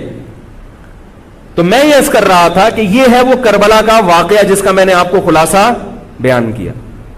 اس کے بعد کیا ہوا ہے کہ یہ جو بنو امیہ کی حکومت تھی, اس کی وہ ویلیو صحابہ کرام کے دل میں نہ رہی جو پہلے کسی حد تک برقرار تھی. یہ بہت ایک حکومت کے خلاف لوگوں کے دل میں بغض پیدا ہو گیا اور بالآخر بغاوتیں شروع ہوئیں. لیکن جمہور صحابہ کا موقف پھر بھی یہی تھا کہ حکومت کے خلاف بغاوت جائز, بولو بھائی, نہیں. اور اسی طرح کے ظالم لوگ آتے رہے اور انہی کی اولادوں میں بنو امیہ میں اللہ نے پھر عمر ابن عبدالعزیز کو پیدا کیا. عمر ابن عبدالعزیز بھی انہی ظالم لوگوں کی اولاد تھے, مگر اسلام چونکہ قیامت تک رہنے کے لیے آیا ہے تو اللہ کو اپنا دین محبوب ہے, اللہ غیب سے انتظام کرتے ہیں. عمر ابن عبدالعزیز جیسے ہی حکومت میں آئے ہیں, خلیفہ بنے ہیں, آپ رضی اللہ تعالی عنہ نے وہ بنو امیہ کی جو جاہلانہ چیزیں تھیں ان سب کو ختم کر دیا. حکومتی ملکیت کو جو ذاتی خزانہ لوگ سمجھنا شروع کر دیا تھا اس کو ختم کیا. عمر بن عبدالعزیز کی ایک تاریخ ہے, ان کو 5واں خلیفہ راشد کہا جاتا ہے. علم حدیث کو مرتب کیا گیا, فقہ کو مرتب کیا گیا, حدیث کا علم ضائع ہو رہا تھا. آپ نے حکم دیا کہ اکتب ما کان من حدیث رسول اللہ صلی اللہ علیہ وسلم فإنی اخاف ضیاع العلم والعلماء. فرمایا مجھے علم اور علماء کے ضائع ہونے کا خطرہ ہے, محمد صلی اللہ علیہ وسلم کی حدیثوں کو ریٹن فارم میں لایا جائے. تو باقاعدہ پھر حدیث کو باقاعدہ جمع کیا گیا کتابوں کی شکل میں, اور آج ہمارے پاس وہ حدیث محفوظ ہیں. فقہاء کرام کا دور آیا تو اللہ تعالیٰ نے حضرت عمر بن عبدالعزیز کے دور میں امت کو الحمدللہ دوبارہ جمع کر دیا. عمر بن عبدالعزیز کے بعد پھر بغاوتیں ہوئیں, بالآخر بنو امیہ کی حکومت کا خاتمہ ہوا, بنو عباس کی حکومت آئی. مگر بنو عباس کی حکومت آنے سے بنو امیہ کی حکومت مکمل ختم نہیں ہوئی. وہی ہوا کہ آپ نے اچھی نیت سے بغاوت کی مگر اس کا نقصان زیادہ. وہ کیا ہوا, بنو امیہ بھاگ گئے, اندلس میں حکومت قائم کر لی, اور ادھر بنو عباس کی. تو یہ تاریخ میں پہلا واقعہ تھا کہ اسلامی خلافت دو حصوں میں ڈیوائیڈ ہو گئی. اس کے بعد آج تک ایک جگہ مسلمان جمع نہیں ہو سکے. کیوں؟ مسلمانوں نے اس حدیث کی مخالفت کی کہ امیر کے خلاف بغاوت بولو بھائی نہیں کرو. اب میں آپ سے ایک بات کہتا ہوں کہ بالآخر ڈیوائیڈ ہوتے ہوتے ہوتے ہوتے آج پتہ نہیں کتنے سارے اسلامی ملک بن گئے. پاکستان میں الگ ہے, سعودی عرب کی پالیسیاں الگ ہیں, دبئی الگ چل رہا ہے, قطر اور سعودیہ کا پھڈا ختم نہیں ہو رہا. 1920 تک تو پھر بھی خلافت عثمانیہ تھی, اگرچہ پوری دنیا پہ نہیں تھی. ہندوستان میں الگ حکومت تھی, خلافت عثمانیہ الگ تھی, اندلس میں الگ حکومت تھی, مگر پھر بھی مسلمانوں کی 3-4 بڑی بڑی حکومتیں تھیں جو ایک اور کسی حد تک ان میں اتحاد تھا. 1920 میں وہ بھی ختم, اور اتنے سارے ممالک وجود میں آ گئے, سب کی الگ الگ پالیسیاں ہیں. اب جو آدمی خلافت کے نام پہ جہاد کی بات کرتا ہے وہ لوگوں کو ایک امیر پہ جمع نہیں کرے گا. جتنے ملک بن چکے ہیں نا, ان کو مزید توڑ کے, اگر یہ 20 ہیں تو 40 بنا دے گا ان کو. بہت مشکل ہے سمجھانا بھائی. اب اگر کوئی کہتا ہے نا ظالم حاکم کے خلاف تحریک چلاؤ, آؤ ہمارے ساتھ مسلح بغاوت میں شامل ہو, ہم حکومت کے خلاف تلوار اٹھائیں گے, تو نتیجہ کیا نکلے گا؟ یہ سارے مل کے ایک امیر نہیں بن جائیں گے. یہ اگر 20 ہے نا تو کتنے ہو جائیں گے؟ بولو بھائی 40. جیسے جو جماعت المسلمین بنی نا کہ 4 فقہ ہیں, حنفی, شافعی, مالکی, ہم نہیں مانتے, تو سب کو ختم کرو, ایک بناؤ. تو اس ایک بننے سے یہ ختم نہیں ہوئے, بلکہ 4 کے بعد کتنے ہو گئے؟ 5 ہو گئے. نہیں آ رہی بات میرا خیال آ رہی ہے الحمدللہ. اور بھی جو بھی اس کی باتیں کر رہے ہیں نا امت کو اتحاد کے لیے, آ جاؤ میرے پاس آ جاؤ, تو وہ 6واں بنا رہا ہے, 7واں بنا رہا ہے, پھر 8واں بنا رہا ہے, ایسے بنتے چلے آ رہے ہیں. او بھائی جو ہے وہاں بریک لگا دو, اللہ کا واسطہ روک دو ان کو, کوئی بات نہیں, 4 ہیں, جو جس کو فالو کرے ٹھیک ہے, کچھ نہیں ہوتا اس سے, ہمیشہ سے چلے آ رہے ہیں. تو اب اگر ایک خلیفہ نہیں ہے, ہونا تو چاہیے ایک ہی خلیفہ, نہیں ہے تو جو ہے اسی پہ گزارا کرو, ورنہ اس سے بھی جاؤ گے, تمہاری کوئی مضبوط طاقت اور قوت ہوگی نہیں. کافر جب چاہے گا تمہیں ٹیشو پیپر کی طرح استعمال کر کے پھینک دے گا. تو کربلا کے واقعہ سے ہمیں کیا سبق ملتا ہے؟ علامہ ابن تیمیہ رحمہ اللہ تعالی فرماتے ہیں کہ جمہور صحابہ کی جو رائے تھی, حضرت حسین رضی اللہ تعالیٰ عنہ کی بھی اپنی ایک رائے تھی, مگر ابن تیمیہ رحمہ اللہ فرماتے ہیں کہ اگر حضرت حسین رضی اللہ تعالی عنہ کربلا کی طرف خروج نہ کرتے تو ابن تیمیہ کی رائے یہ ہے کہ یہ زیادہ بہتر تھا. اب آپ کہیں گے کہ صحابی رسول کی رائے سے اختلاف کر رہے ہیں, نہ, وہ کہہ رہے ہیں وہ جو جمہور صحابہ تھے جو حضرت حسین کو منع کر رہے تھے وہ بھی تو صحابہ تھے. حضرت حسن بھی تو صحابی تھے. حضرت حسن نے حضرت معاویہ کے خلاف لڑائی نہیں لڑی. تو صحابہ کی 2 رائے تھی, جمہور ایک طرف تھے. تو فرماتے ہیں اگر یہ نہ ہوتا تو زیادہ بہتر تھا. لیکن حضرت حسین رضی اللہ تعالی عنہ کے بارے میں ہمارا موقف یہ ہے کہ وہ یہ سب کچھ اس وقت کے جو حالات تھے اس میں کوئی بھی ہوتا اور غیرت مند ہوتا تو وہ یہ کرنے پر مجبور تھا. اور اس میں دھوکہ کس نے دیا حضرت حسین کو؟ اہل کوفہ نے, جس کا حضرت حسین کو علم نہیں ہو سکا. اب میں آپ سے ایک بات عرض کر رہا ہوں, یہ تو میں نے کربلا کی تاریخ کا آپ کو خلاصہ بیان کیا ہے. اس میں جو میں نے ایک دعویٰ کیا کہ اس میں مظالم جو بیان کیے جاتے ہیں اس میں غلو ہے بہت. اس غلو کی ایک دلیل گل ویلے دی تے پھل موسم دا. اب میں آپ کو تاریخی کتابوں کے حوالے دوں, وہ بہت لمبی بات ہوگی, اس میں بہت تضاد ہے. آپ یہ جو خطیب ہے نا جو کربلا کے مظالم بیان کرتے ہیں, ان خطیبوں کے بیان سنیں, ہر آدمی کا بیان دوسرے سے مختلف ہوگا. یہ خود اس کی علامت ہے, یہ کسی ایک بات پر ٹکنے کے لیے تیار نہیں ہے. ان کا مقصد ہے رونا اور پبلک کو رلانا. رونے کا اپنا ایک مزہ ہے. آپ کہیں گے بھائی رلانے میں کیا ملتا ہے؟ بھائی جیسے ہنسنے کا مزہ ہے ایسے ہی آرڈر پہ باقاعدہ رونے کا بھی ایک تو رونا غم سے ہو رہا ہوتا ہے, اس میں مزہ نہیں آتا. ایک آرڈر پہ جب انسان روتا ہے اس کا اپنا ایک مزہ ہے. تو اللہ کے بندو, حضرت حسین کی شہادت کو کیش مت کراؤ. صحابہ کرام پہ جو مظالم ہوئے ہیں ان کو آپ اپنی ذات کو چمکانے کا اور اپنی دکانداری کا ذریعہ نہ بنائیں, چاہے کوئی سنی ہو یا شیعہ ہو. بعض سنی لوگ بھی بے وقت تڑکا لگاتے ہیں اس میں. ایسا نہیں ہے. اس بارے میں میں نے جو اسٹڈی کی ہے, مطالعہ کیا ہے, سب سے زیادہ مضبوط تحریر, سب سے زیادہ مضبوط موقف حضرت مفتی محمد تقی عثمانی صاحب دامت برکاتہم کا ہے. حضرت مفتی محمد تقی عثمانی صاحب دامت برکاتہم کی شخصیت ایسی ہے, دیکھو جو مولوی ہوتا ہے نا وہ مولویوں کو سمجھتا ہے, پبلک نہیں سمجھتی. ڈاکٹر کو پتا ہے نا کہ کون سا ڈاکٹر اچھا ہے کون سا گڑبڑ ہے. عام آدمی تو اس کو اچھا سمجھے گی, اچھا سمجھیں گے جو لوگوں کو الو بنا رہا ہے. پبلک کو نہیں پتا ہوتا کہ کس میں کتنا دم ہے. او بھائی سونار کو پتا ہوگا نا کہ یہ اصلی سونا ہے یا ہمارے جاننے والے ہیں کباڑ, وہ دھات پہ ہاتھ رکھ کے بتاتے ہیں پیتل ہے, سونا ہے, تانبا ہے, لوہا ہے, ہاتھ رکھ کے بتا دے گا. حالانکہ اس نے کسی یونیورسٹی سے کوئی کورس نہیں کیا, نہ کوئی سائنسدان ہے. وہ کام کیا ہے کباڑ کا, ساری زندگی یہی کام کیا ہے. تو جو مولوی لوگ ہوتے ہیں ان کی ساری زندگی اسی میں گزری ہوتی ہے, پڑھنے پڑھانے میں, بشرطے کہ ہوں بھی مولوی. روحانی علاج والے مولوی نہیں ہوتے, نام کے مولوی ہوتے ہیں. ان کو پڑھنے کے علاوہ دنیا کا سارے کام آتے ہیں. کتابوں سے ان کو نفرت ہوتی ہے, بس جھاڑ پھونک جن چڑیل وہ اسی سے دکانداری چمچاتے ہیں. ہر داڑھی والا ہر پگڑی والا مولوی نہیں ہوتا. تو جو مولوی ہوتا ہے اس کو پتا ہوتا ہے کہ کون سا مولوی کتنے پانی میں ہے. تو میں تو نہیں دعویٰ کرتا کہ میں عالم ہوں, لیکن آپ لوگ تو مجھے مولوی سمجھ کے آئے ہیں نا, عالم سمجھ کے آئے ہیں. تو آپ کے نظریے کے مطابق میں کہتا ہوں کہ اگر آپ مجھے عالم سمجھتے ہیں تو میں آپ کو بتاؤں کہ پاکستان میں حضرت مفتی محمد تقی عثمانی صاحب جیسا مضبوط علم والا, اور علم بھی بہت سے لوگوں کے پاس ہوتا ہے مگر اعتدال نہیں ہوتا طبیعت میں, وہ باہر کے ماحول سے متاثر ہو جاتے ہیں. حضرت مفتی محمد تقی عثمانی صاحب دامت برکاتہم العالیہ وہ علم میں مضبوط بھی ہیں, اور ان کی جو زبان سے نکلے ہوئے الفاظ یا ان کے قلم سے لکھی ہوئی تحریر بہت ہی نپی تلی ہوتی ہے. ایک حرف بھی اس میں غیر ضروری نہیں ہوتا, اور ایک حرف بھی ایسا نہیں ہوتا جو ضروری ہو اور نہ آیا ہو اس میں. بہت کسی فرقے کی مخالفت بھی کرتے ہیں, بڑی تمیز سے کرتے ہیں. وہ ہم لوگوں کی کیا عادت ہوتی ہے, جب کسی کے خلاف چلو تو کوشش کرو دائرہ اسلام سے کسی طرح باہر نکل جائے. کوشش یہی ہوتی ہے, وہ نکل نہیں رہا ہوتا تو مجبوراً پھر اس کو مسلمان ماننا پڑتا ہے. کیا خیال ہے؟ کوشش یہ ہوتی ہے کہ اسلام کا جو دائرہ ہے وہ اس میں میں رہوں اور دو چار میرے مرید رہیں, لیکن چونکہ پبلک اس کو مانتی نہیں تو مجبوراً ان کو بھی دائرہ اسلام میں داخل کرنا پڑتا ہے. تو حضرت مفتی محمد تقی عثمانی صاحب کی جو تحریریں ہیں وہ بڑی جاندار ہوتی ہیں. ان کو پڑھا کرو اللہ کے بندو. عالم کا یوٹیوب سے نہیں پتہ چلتا کون مفتی ہے کون کیا ہے. حضرت مفتی تقی عثمانی صاحب کی پاکستان میں اتنی عزت نہیں ہے جتنا غیروں نے ان کو عزت دی ہے. سعودی عرب میں جاؤ, امام حرم ان سے مسائل پوچھتے ہیں. ایک صاحب نے مجھے بتایا کہ میں نے امام حرم کو 25 منٹ تک ان سے فون پہ بات کرتے ہوئے دیکھا اور ان سے مسائل پوچھتے ہوئے.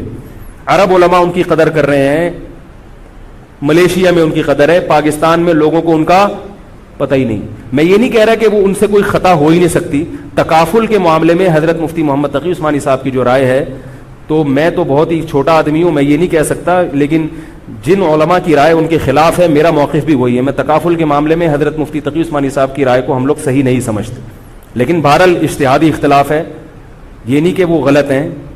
تو ہماری رائے ہے کہ اس معاملے میں حضرت سے اجتہادی غلطی ہوئی ہے. میری نہیں, میں تو بہت چھوٹا آدمی ہوں ان کے مقابلے میں, لیکن ہمارے بڑوں کی رائے ہے. اور اس کی جو میں نے ٹوٹی پھوٹا جو اس میں تحقیق کی ہے, مجھے بھی تکافل کے ناجائز ہونے پر اطمینان ہے. بہت اس میں بحث کی ہے, دارالعلوم کے علماء سے بھی ملا ہوں.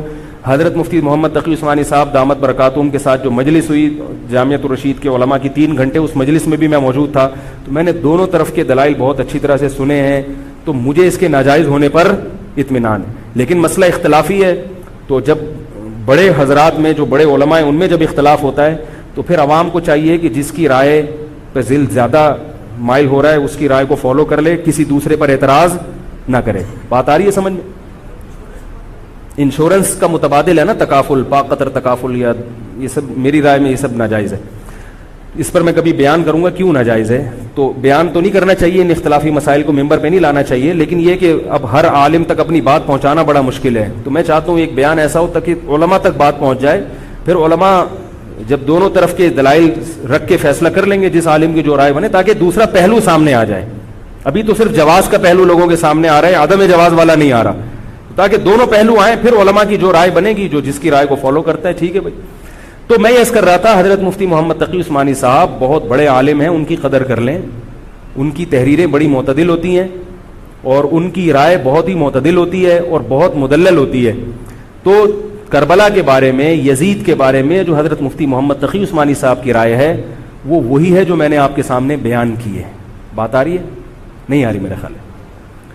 تو میں یہ نہیں کہہ رہا کہ میں نے ان کی تقلید میں یہ سب بیان کیا ہے, بلکہ جو مطالعہ کیا تو اس کے بعد ان کی رائے بہت زیادہ جاندار لگی ہے. اور یہ جو میں عرض کر رہا ہوں نا کہ یہ جو کربلا کے واقعات بیان کیے جاتے ہیں, ہر خطیب کا بیان دوسرے خطیب سے مختلف ہے. یہ خود اس کی علامت ہے کہ دال میں کچھ کالا کالا ہے. یہ ایک جگہ ٹکتے کیوں نہیں ہے. تو اب میں ایک بات عرض کروں. اسی طرح یزید کے بارے میں لوگ سوال پوچھتے ہیں یزید کیا, تو یزید کے بارے میں بھی دونوں طرف ہماری رائے کے حساب سے غلو ہے. یزید کے دور میں حضرت حسین کا قتل یقیناً ہوا ہے, مگر کسی ایک مستند روایت سے یہ ثابت نہیں کہ یزید نے حکم دیا تھا حضرت حسین کو قتل کرنے کا. یہ کہیں بھی روایت میں ثابت نہیں آ رہی میرا خیال ہے. کوفہ کے گورنر کے حکم سے قتل ضرور ہوا ہے, لیکن کیا یزید نے اس کا آرڈر دیا تھا, اس کا کسی مستند روایت میں ثبوت بولو بھائی نہیں ملتا. لیکن اس بنیاد پہ یزید کو رحمت اللہ علیہ کہنا یہ بھی غلط ہے. ٹھیک ہے, یزید کے بارے میں کسی مستند روایت سے نہیں ملتا کہ اس نے قتل کا حکم دیا تھا یا قتل کروایا تھا, لیکن قتل ہونے کے بعد یزید نے اس گورنر کے خلاف ایکشن نہیں لیا. حضرت عثمان کے قاتلوں کے بارے میں تو یہ تھا کہ ان کو لٹکایا جائے, حضرت حسین کے قاتلوں کو کیوں نہیں لٹکایا؟ نہیں یاری بات سمجھ. تو یہ جرم بھی ہے کہ حکومت, ممکن ہے یزید کہہ سکتا ہو کہ میرے بس میں نہیں ہے, کہہ سکتا ہو کہ میرے بس میں نہیں ہے. تو بھائی آپ کے بس میں اگر نہیں ہے تو حضرت علی کے بس میں بھی نہیں تھا حضرت عثمان کے قاتلوں سے قصاص لینا. تو اس لیے یزید کو بالکل معصوم قرار دینا یہ بھی غلط ہے. وہ مجرم تھا, لیکن اس کو اتنا لعنتی قرار دے دینا کہ گویا حضرت حسین کو اس نے قتل کرایا تھا, اس کا بھی کسی تاریخی مستند روایت سے ثبوت نہیں ملتا. لہذا صحیح بات یہ ہے کہ نہ لعنت اللہ علیہ کہو نہ رحمت اللہ علیہ کہو. خام خواہ میں فضول چیزوں میں پڑھنے کی بولو بھائی ضرورت کیا ہے؟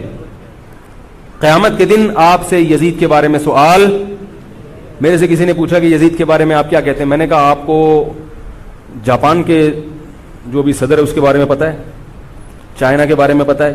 وہ کہہ رہے وہ تو کافر ہیں. میں نے کہا چلو مسلمانوں کے, علامہ اقبال کے بارے میں پوری رپورٹ ہے آپ کے پاس. تاریخ میں لاکھوں شخصیات ایسی ہیں جن کے بارے میں آپ کو نہیں پتا. تو یزید کے بارے میں بھی اگر نہیں پتا ہو تو میرا خیال ہے کوئی پریشان ہونے کی ضرورت نہیں ہے. تو یہ کربلا ایک واقعہ تھا, ایک اسلامی تاریخ میں ایک بدترین واقعہ رونما ہوا اور یہ واقعہ ختم ہو گیا. ہمیں جو قرآن اور سنت نے جس بات کا حکم دیا ہے ہمیں وہ کرنا ہے. بات آ رہی ہے سمجھ میں؟ ہمیں کیا کہا ہے؟ نماز قائم کرنی ہے, اسلام کے 5 ارکان ہیں. کربلا کا واقعہ دنیا میں وجود میں آتا تو بھی 5 نمازیں پڑھنی تھیں, وجود میں نہیں آتا تو بھی 5 نمازیں پڑھنی. باقی حضرت حسین کی شہادت اس لیے بھی ہوئی ہے کہ اللہ کے نبی نے ان کو شہید قرار دے دیا تھا. تو اللہ تعالیٰ نے آپ کو اس منصب تک پہنچانا تھا جس منصب کی گواہی محمد صلی اللہ علیہ وسلم دے چکے.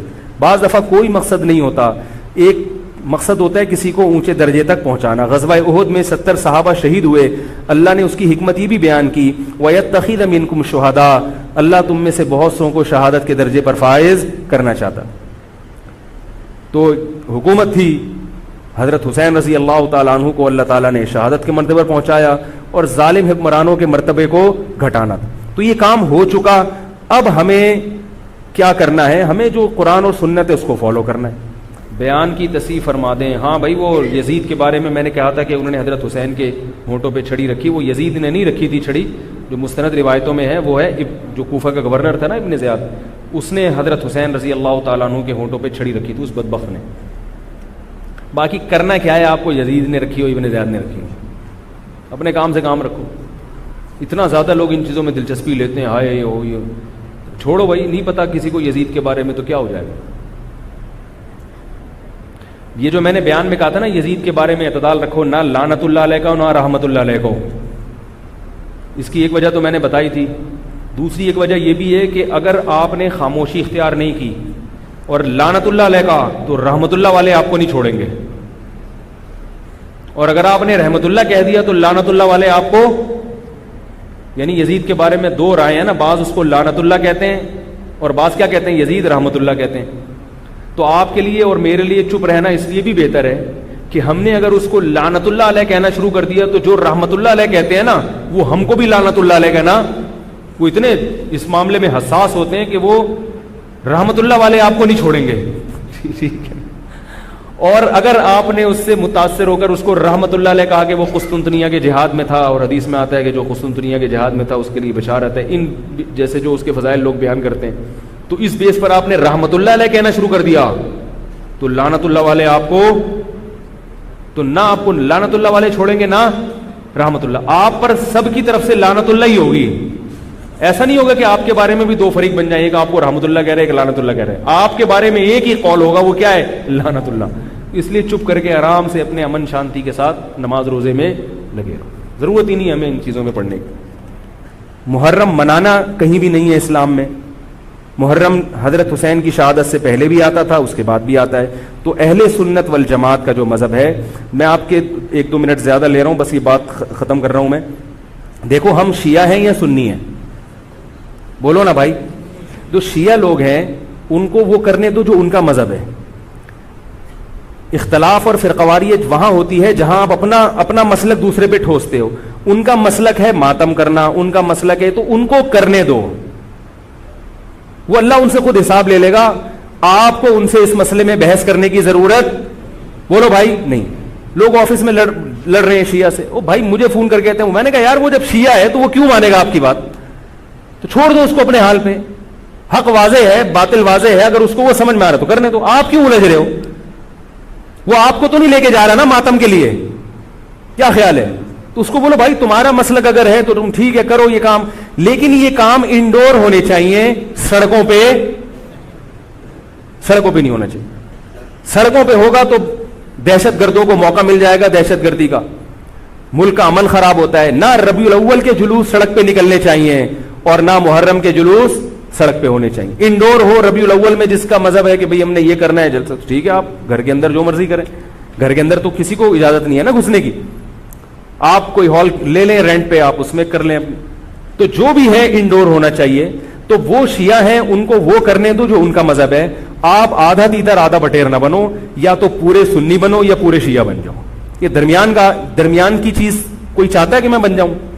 ہے بھائی, نہ مرد ہو نہ عورت ہو. بیچ کا تو اچھا نہیں لگتا نا. ایک تو اللہ نے کسی کو بیچ کا بنا دیا, وہ تو آزمائش ہے. خود سے جو بیچ کا ہوتا ہے وہ کسی کو بھی پسند, بول لو نا بھائی, نہیں ہوتا. تو بیچ کے نہ بنو. اہل سنت کے ہاں شیعہ کا مذہب جو ہے وہ کرنے دو اس کو. یہ ہمیشہ سے چلا آ رہا ہے, آج کا نہیں ہے, یہ صدیوں سے چلا آ رہا ہے. آپ نہیں ختم کر سکتے اس کو. یہ حضرت عیسیٰ علیہ السلام آئیں گے تو امت ایک پر جمع ہوگی. باقی جو شیعہ ہے وہ شیعہ ہے, جو سنی ہے وہ سنی ہے. جو اپنی مرضی سے سنی بن جائے ٹھیک ہے, نہیں بنے اللہ جانے. خام خامے فیس بک پر ایک دوسرے کے خلاف کیچڑ, یوٹیوب پر کیچڑ, تقریروں میں کیچڑ. تو میں جو آپ کے سامنے بیٹھا ہوں آپ کو یہ سمجھانے کے لیے کہ آپ ایک فیصلہ کرو, شیعہ ہو یا سنی. اگر سنی ہو تو پھر محرم کی سنی مذہب میں اتنی اہمیت نہیں ہے جتنی ہمارے ہاں بیان کی جاتی. مجھ سے ایک دفعہ کسی نے کہا آپ محرم کی فضیلت پر بیان کریں. میں تھک گیا, میں نے کہا چلو آج بیان ہو ہی جائے. میں نے بیان کیا, میں نے کہا بھائی محرم ان 4 محترم مہینوں میں سے ایک ہے جن میں قتال اور لڑائی جھگڑا منع ہے. بعض علماء کہتے ہیں وہ ان مہینوں کا احترام منسوخ ہو گیا, بعض کہتے ہیں احترام باقی ہے. بہرحال یہ بھی, اس میں بھی اختلاف ہے. اور میں نے کہا دوسرا محرم میں جو 10 محرم ہے, نبی نے فرمایا کہ اس کا روزہ رمضان کے بعد سب سے زیادہ ثواب. وما علینا الا البلاغ. لوگوں نے کہا یہ کیا ہوا؟ میں نے کہا صحیح روایت سے اور مستند روایت سے محرم کی اتنی ہی فضیلت مجھے معلوم ہے. اس سے زیادہ کے لیے آرڈر دینا پڑے گا آپ کو. بندے ہیں وہ پیسے لیتے ہیں اور وہ لہک کے چہک کے بیان کرتے ہیں. چونکہ صحیح روایتیں اتنی ہی مجھے ملی ہیں, اگر کوئی اور ہو تو بتا دینا, اگلے بیان میں اس کا بھی تذکرہ کر دوں گا. اس سے زیادہ ہمارے علم میں تو یہ سنی مذہب بیان کر رہا ہوں میں آپ کو, اہل سنت والجماعت, اہل سرتن والجنابت نہیں,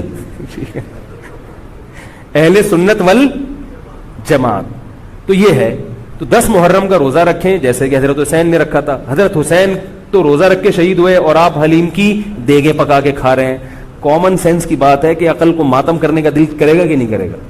بھائی 10 محرم کا روزہ رکھو, 9 کا ملا لو, 11 کا ملا لو تو اچھا ہے. آج کل علماء کہتے ہیں 1 روزہ بھی رکھ سکتے ہیں کیونکہ یہودیوں سے مشابہت نہیں ہے. بہتر ہے 2 ہی رکھیں, نہیں تو 10 کا بھی رکھ لیں تو بھی غنیمت. تو یہ کام تو ہیں کرنے کے. باقی محرم میں آپ شادی بیاہ بھی کریں. نبی صلی اللہ علیہ وسلم نے اپنی زوجہ سے محرم میں نکاح کیا, حضرت حسن نے محرم میں نکاح کیے, حضرت حسن تو بہت شادیاں کی ہیں, محرم میں بھی, سفر میں بھی, ربیع الاول میں بھی. اسلام میں کوئی مہینہ منحوس نہیں ہے. محرم اگر ہے تو احترام کا ہے, مبارک ہو سکتا ہے, منحوس. اور حضرت حسین کی شہادت سے محرم کی برکت میں اور اضافہ ہو گیا. شہادت ہمارے یہاں نحوست نہیں ہے, شہادت ہمارے یہاں ایک برکت کی چیز ہے. سمجھ رہے ہو بات کو کہ نہیں سمجھ رہے؟ دیکھو ہندو بھی ہیں ہمارے ملک میں, عیسائی بھی ہیں, وہ تو بالکل ہی الگ مذہب ہے نا, وہ تو اللہ رسول کو صاف لفظوں میں انکار کرتے ہیں. تو ہم کہتے ہیں بھائی ٹھیک ہے, تم لکم دینکم ولی دین, تم جاؤ, تمہیں جو سمجھ میں آتا ہے کرو. تو ایسے ہی شیعہ سنی کا جو اختلاف ہے وہ اگر زبان کی حد تک رہے, دلائل کی حد تک رہے تو ٹھیک ہے. لڑائی بڑائی والا معاملہ ہوگا تو معاملہ کیا بنے گا, کیچڑ اچھالنا ایک دوسرے پہ. تو میں ایک بات آپ سے کر رہا ہوں کہ آپ اپنے بارے میں یہ فیصلہ کریں کہ آپ کیا ہیں, یا تو ادھر ہو جائیں یا ادھر ہو جائیں. تو اگر آپ شیعہ ہیں ٹھیک ہے, پھر وہ جو کر رہے ہیں وہ ان کا مسلک ہے, آپ کریں وہ جائیں. لیکن اگر آپ سنی ہیں تو پھر آدھا سنی آدھا ادھر آدھا ادھر, بیچ کا نہ بنے. میں بھی بیان میں عرض کر رہا تھا نا آخر میں کہ بیچ کا کسی کو بھی پسند, میرا خیال ہے آپ لوگ کو ہوتا ہے, شاید نہیں ہوتا نا کسی کو بھی پسند. قدرت نے کسی کو بیچ کا بنا دیا اللہ کی طرف سے, وہ تو اللہ کی طرف سے آزمائش ہے. لیکن خود سے کبھی بھی بیچ کا بننے کی کوشش مت کرو. تو یا تو ادھر ہو جاؤ یا ادھر ہو جاؤ. اب ہمارے ہاں لوگ کیا کر رہے ہیں, جو سنی ہیں سنی, محرم میں حلیم پکا رہے ہیں, حلیم کھا رہے ہیں, محرم میں سبیلیں لگا کے بیٹھے ہوئے ہیں, سبیلوں سے پانی پی رہے ہیں, محرم میں مرثیے سن رہے ہیں, رکشے والے بھی مرثیے لگا کے, ٹیکسی والے بھی مرثیے لگا کے. بھائی یہ اسلام نہیں ہے. یہ سمجھ رہے ہو, جو اس کو اسلام سمجھتا ہے وہ کرے, لیکن ہم سنی مذہب جو ہے وہ اس کی نظر میں یہ اسلام نہیں. نبی صلی اللہ علیہ وسلم نے لعنت فرمائی ہے میت پہ نوحہ کرنے والوں پر. سمجھ رہے ہو, آپ نے فرمایا جو گریبان پھاڑے وہ ہم میں سے نہیں ہے. میت پہ چیخنا چلانا, اس کو نبی صلی اللہ علیہ وسلم نے لعنت والا عمل قرار دیا ہے. شہادت پہ چیخنا چلانا کسی کی. حضرت جعفر طیار رضی اللہ تعالیٰ عنہ اہل بیت میں سے تھے. وہ جب شہید ہوئے ہیں جوانی میں, ان کی 4 بیویاں تھیں, بیوہ ہو گئیں. معذرت کے ساتھ یہ میں ٹاپک نہیں لا رہا, جو خود سے آ رہا ہے اسے آنے دو. اب شہید ہی 4 بیویاں ہی بیوہ ہوئی تھی, تو میں ان کو آپ کی خوش کرنے کے لیے ایک تو نہیں کر سکتا نا. ان کی 4 بیویاں کیا ہو گئی, بیوہ ہو گئی. تو جب ان کے گھر میں اطلاع ملی ہے کہ آپ کے جوان شوہر شہید ہو گئے, تو ان کے رونے کی آوازیں آئی ہیں, چیخنے چلانے کی آوازیں آئی. آپ صلی اللہ علیہ وسلم کو اتنا غضب آیا, آپ نے فرمایا کہ جاؤ خاک پھینک کر آ جاؤ ان کے منہ میں, اب ان سے کہو کہ اپنی آوازوں کو پس کریں. حضرت جعفر طیار بھی اہل بیت میں سے تھے, نبی کے سگے چچا کے بیٹے تھے. تو اہل بیت کی شہادت پر آپ صلی اللہ علیہ وسلم نے چیخنے چلانے سے, رونے سے منع کیا. اور حضرت جعفر طیار ظلمن شہید ہوئے تھے نا, ظلم ہوا تھا ان کے اوپر. تو اسی طرح ہم یہ کہتے ہیں کہ جیسے حضرت جعفر طیار اہل بیت میں نبی کے سگے چچا زاد بھائی, حضرت حسین نبی کے نواسے, تو جیسے حضرت جعفر طیار کی شہادت پہ چیخنے چلانے والے کو نبی صلی اللہ علیہ وسلم نے پسند نہیں کیا. حالانکہ ان کی بیویوں کا رشتہ, بیوی کا جتنا قریبی رشتہ اپنے شوہر سے ہوتا ہے, اتنا قریبی رشتہ ہمارا حضرت جعفر طیار یا حضرت حسین سے نہیں ہے. رشتہ یقیناً ہے, مگر اتنا قریبی نہیں جتنا بیوی کا ہوتا ہے, اولاد کا ہوتا ہے. تو جب بیویوں کو رونے کی اجازت نہیں ہے, جو سب سے زیادہ متاثر ہوئی ہیں, تو ہم اور آپ کو حضرت حسین کی یاد میں چیخنے چلانے کی اجازت کہاں سے ہوگی؟ ہم زیادہ فنٹر بننے کی کوشش کیوں کر رہے ہیں بھائی, زیادہ آگے نکلنے کی کوشش کیوں کر رہے ہیں؟ یقیناً اہل بیت سے ایمان, اہل بیت سے محبت ہمارے ایمان کا جزو ہے, مگر اس محبت کا اظہار اس طرح سے کرنا ہے جس طرح سے اہل بیت سے محبت کا نبی نے حکم دیا ہے. نہیں آ رہی میرا خیال ہے بھائی, پولیس کی تو ضرورت نہیں ہے. جس طرح سے حکم دیا ہے بھائی اس طرح سے اہل بیت سے محبت کرنی ہے, اپنی طرف سے نہیں کرنی ہے آپ نے. تو پہلی بات تو یہ حدیث سمجھ میں آ گئی. اور آپ صلی اللہ علیہ وسلم نے چیخنا چلانا, گریبان پھاڑنا اور یہ سب کے منع کیا ہے. تو سنی مذہب میں ماتم کی اجازت, چیخنے چلانے کی, ہا ہو کرنے کی اجازت نہیں ہے. سمجھ رہے ہو بات کو؟ تو آپ یہ کام نہ کریں, مرثی آپ نہ سنیں, انہیں سننے دیں, انہیں کرنے دیں. آپ رکشا ٹیکسی چلا رہے ہو, کہہ رہے محرم کے احترام میں گانے نہیں لگاؤں گا, مرثیے لگا دوں گا. بھائی نہ گانے لگاؤ نہ مرثیے لگاؤ. اور مرثیوں میں جس طرح سے اہل بیت کا نام لیا جاتا ہے اس میں اہل بیت کی عزت نہیں ہے بلکہ اہل بیت کی توہین ہے. ہائے زینب, ہائے یوں, ہائے یوں. آپ اپنے گھر کی عورتوں کو چاہتے ہو کہ سڑک پہ ان کا اس طرح سے ہائے ہائے کر کے نام لیا جائے روڈ پہ؟ جب ہم اپنی عورتوں کے لیے ایسی توہین برداشت نہیں کرتے, وہ عورتیں جن کے تقدس کی قسم اٹھائی جا سکتی ہے, جن کے ناخن بھی کوئی نامحرم نہیں دیکھ پاتا تھا, اہل بیت عورتیں تھیں, نبی صلی اللہ علیہ وسلم کی نواسیاں, نبی صلی اللہ علیہ وسلم کے خاندان کی عورتیں, حضرت حسین رضی اللہ تعالیٰ عنہ کے خاندان کی عورتیں, تو ان کے بارے میں میرے بھائی کیسے یہ برداشت کیا جا سکتا ہے کہ کوئی بھی چیخے چلائے ان کا نام اس طرح سے توہین آمیز لہجے سے؟ اسلام نے اکرام سکھایا ہے, عزت اور احترام سکھایا ہے, اور عزت و احترام کے اصول اور آداب بھی سکھائے. تو اس لیے آپ لوگ یہ کام نہ کریں, جو کر رہا ہے اس سے بحث بھی نہ کریں. بولے میں ٹھیک ہے تمہارا مسئلہ ہے تو کوئی بات نہیں, تم کر لو, ہم ہی نہیں کریں گے. تو یہ جو سبیلیں لگائی جا رہی ہیں, یہ کہا جاتا ہے کہ حضرت حسین کی یاد میں. تو یہ بھی ایک عجیب بات ہے, حضرت حسین رضی اللہ تعالیٰ عنہ اگر پیاس سے شہید ہوئے تو پانی پی کے یاد منائی جائے گی یا پانی سے اوائڈ کر کے یاد منائی جائے گی؟ عجیب بات ہے. مجھے ایک بات بتاؤ, آپ کا دوست بھوکا بیٹھا ہوا ہے, آپ اس دوست پہ ترس کھا رہے ہو, آپ کہہ رہے ہو, اس کو فون کیا آپ نے, بھائی کیا یار, کہہ رہے 2 دن سے مجھے کھانا نہیں ملا, کہہ رہے بس پھر میرے سامنے جو کھانا رکھا ہے میں بھی نہیں کھا رہا, جب تو نے نہیں کھایا تو میں کیوں کھاؤں یار یہ مرغے. یہی ہوتا ہے نا یار, جب تو 2 دن سے بھوکا ہے تو میں بھی تو ایک وقت کا ناغہ کروں نا کھانے کا. لیکن آپ نے کیا کیا, آپ نے دوست کو فون کیا, تجھے کھانا ملا, کہہ رہے 3 دن سے بھوکا ہوں. آپ نے کہا یار بہت افسوس ہوا یار, ایسا کر 2 پراٹھے لے کر آ, ہوٹل کے بیرے کو 2 انڈے لے آ اور 2 دودھ پتی لے آ. ویسے تو 1 پراٹھا کھاتا تھا, آج کتنے کھاؤں گا؟ 2 کھاؤں. دوست فون پہ کہہ رہا ہے یار یہ آرڈر کا, کہہ رہا ہے یار تو بھوکا ہے, تیری یاد میں کیا کروں گا, کھاؤں گا بھی اور پبلک کو بولوں گا آ جا بھائی تو بھی آ جا, یار تو بھی آ جا. یہ کامن سینس, میری جو سینس ہے بھائی, میں سنی ہوں تو مجھے یہ والا چیز صحیح لگ رہی ہے. اگر پھر بھی آپ کو امام حسین کی یاد میں آپ کہتے ہیں شربت پئیں گے بھی, پلائیں گے بھی, ٹھیک ہے, آپ کو سمجھ میں آ رہا ہے, میں بندوق لے کے کسی کے پاس نہیں آؤں گا. لیکن مجھے جو یہاں ممبر پہ بٹھایا گیا ہے وہ بات کرنے کے لیے جو میری سمجھ میں آ رہی ہیں. کیا خیال ہے بھائی؟ تو اس لیے یہ سبیلیں چھوڑ دیں. پیاسے کو پانی پلانا یہ پورے سال سنت ہے, اور پیاسے کو پانی پلاؤ ایسی جگہ پہ جہاں پانی نہ ہونا. شہر میں سب جگہ پانی ہوتا ہے, سب جگہ پانی ہوتا ہے. تو یہ چھوڑ دیں, جو کر رہے ہیں ان کو کرنے دیں. چھوڑنے کا مطلب یہ نہیں کہ آپ جا کے بحث کریں, آپ یہ کام نہ کریں, نہ سبیل سے پانی پئیں نہ سبیل سے پانی پلائیں, کیونکہ لوگ اس کو اسلام سمجھ رہے ہیں جبکہ یہ اسلام نہیں ہے. سمجھ رہے ہیں؟ اس طرح محرم میں حلیم کا جو فلسفہ بیان کیا جاتا ہے وہ یہ بتایا جاتا ہے کہ حضرت حسین کو کچھ بھی نہیں ملا تھا, کھانے کو کچھ بھی نہیں ملا تھا, تو ہم اب سب چیزوں کا ایک مرغوبہ بنا کے پبلک کو کھلائیں گے, جس سے یہ پتہ چلے گا کہ دیکھو حلیم میں گوشت بھی ہے تو حضرت حسین کو گوشت بھی نہیں ملا, حلیم میں چاول بھی ہے تو چاول بھی نہیں ملے ان کو, حلیم میں دال بھی ہے تو ان کو دال بھی نہیں ملی, حلیم میں جو بھی ہے تو ان کو جو بھی نہیں ملی. تو حلیم ایک ایسی ڈش ہے جس میں اتنی ساری چیزیں آتی ہیں کہ یہ ساری چیزیں ایک جگہ جمع کسی اور ڈش میں نہیں ہوتی, تو سب چیزیں کھلانے کا ہمیں ثواب مل جائے گا. یہ بھی وہی ہے کہ انہیں کچھ بھی نہیں ملا اور آپ ان کی یاد میں سب کچھ کھا بھی رہے ہو اور سب کچھ کھلا بھی رہے ہو حلیم کے نام. تو یہ بھی کامن سینس کی چیزیں نہیں ہیں, اس لیے چھوڑ دو اللہ کا واسطہ. لوگ کیا کہتے ہیں, میں محرم میں حلیم اس نیت سے نہیں پکا رہا, میں تو ویسے ہی پکا رہا ہوں. تو ویسے ہی تو نے سفر میں کیوں نہیں پکایا, ویسے ہی آپ ربیع الاول میں کیوں نہیں پکا لیتے, ویسے ہی آپ رمضان میں کیوں نہیں پکا لیتے, آج ہی ویسے ہی خیال آیا ہے. تو بھائی چھوڑ دو. یہ اسلام خدا کی قسم بدنام ہو رہا ہے دنیا میں. غیر مسلم جب یہ اسلام دیکھے گا, اس کو اسلام میں اٹریکشن نظر آئے گی, وہ حلیم کھانے کے لیے مسلمان ہوگا, وہ شب برات کے پٹاخوں کے لیے, حلووں کے لیے ہوگا. نبی سے صحابہ نے پوچھا کہ اسلام کیا ہے, تو آپ صلی اللہ علیہ وسلم نے مختلف حدیثوں میں اس کا مختلف جواب دیا ہے.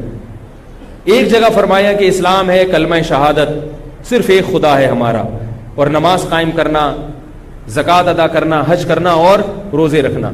ایک جگہ فرمایا اسلام یہ ہے کہ تم غربا کا خیال کرو, ان تطعم الطعام, لوگوں کو کھانا کھلاؤ. یہ مطلب نہیں حلیم کھلاؤ, کھانے کا مطلب یہ کہ لوگوں کی بنیادی ضرورتیں سارا سال پوری کرو.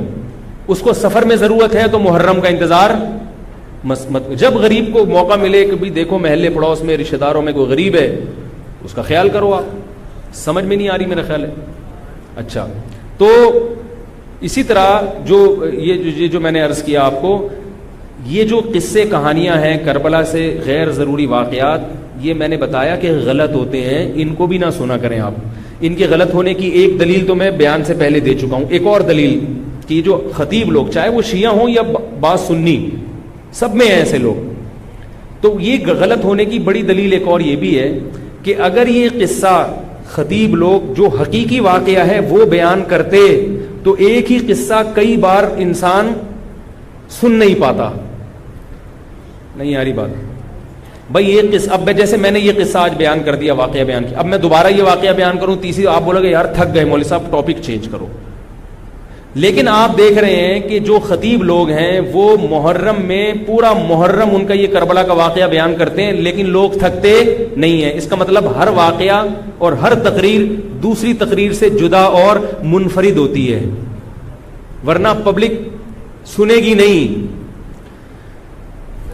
کتنی مضبوط دلیل دے رہا ہوں آپ کو.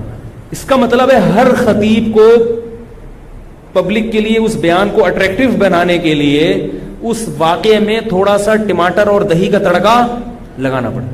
کبھی وائٹ کڑھائی ہوگی دہی والی, کبھی ٹماٹر والی کڑھائی ہوگی, کبھی گرین کڑھائی ہوگی.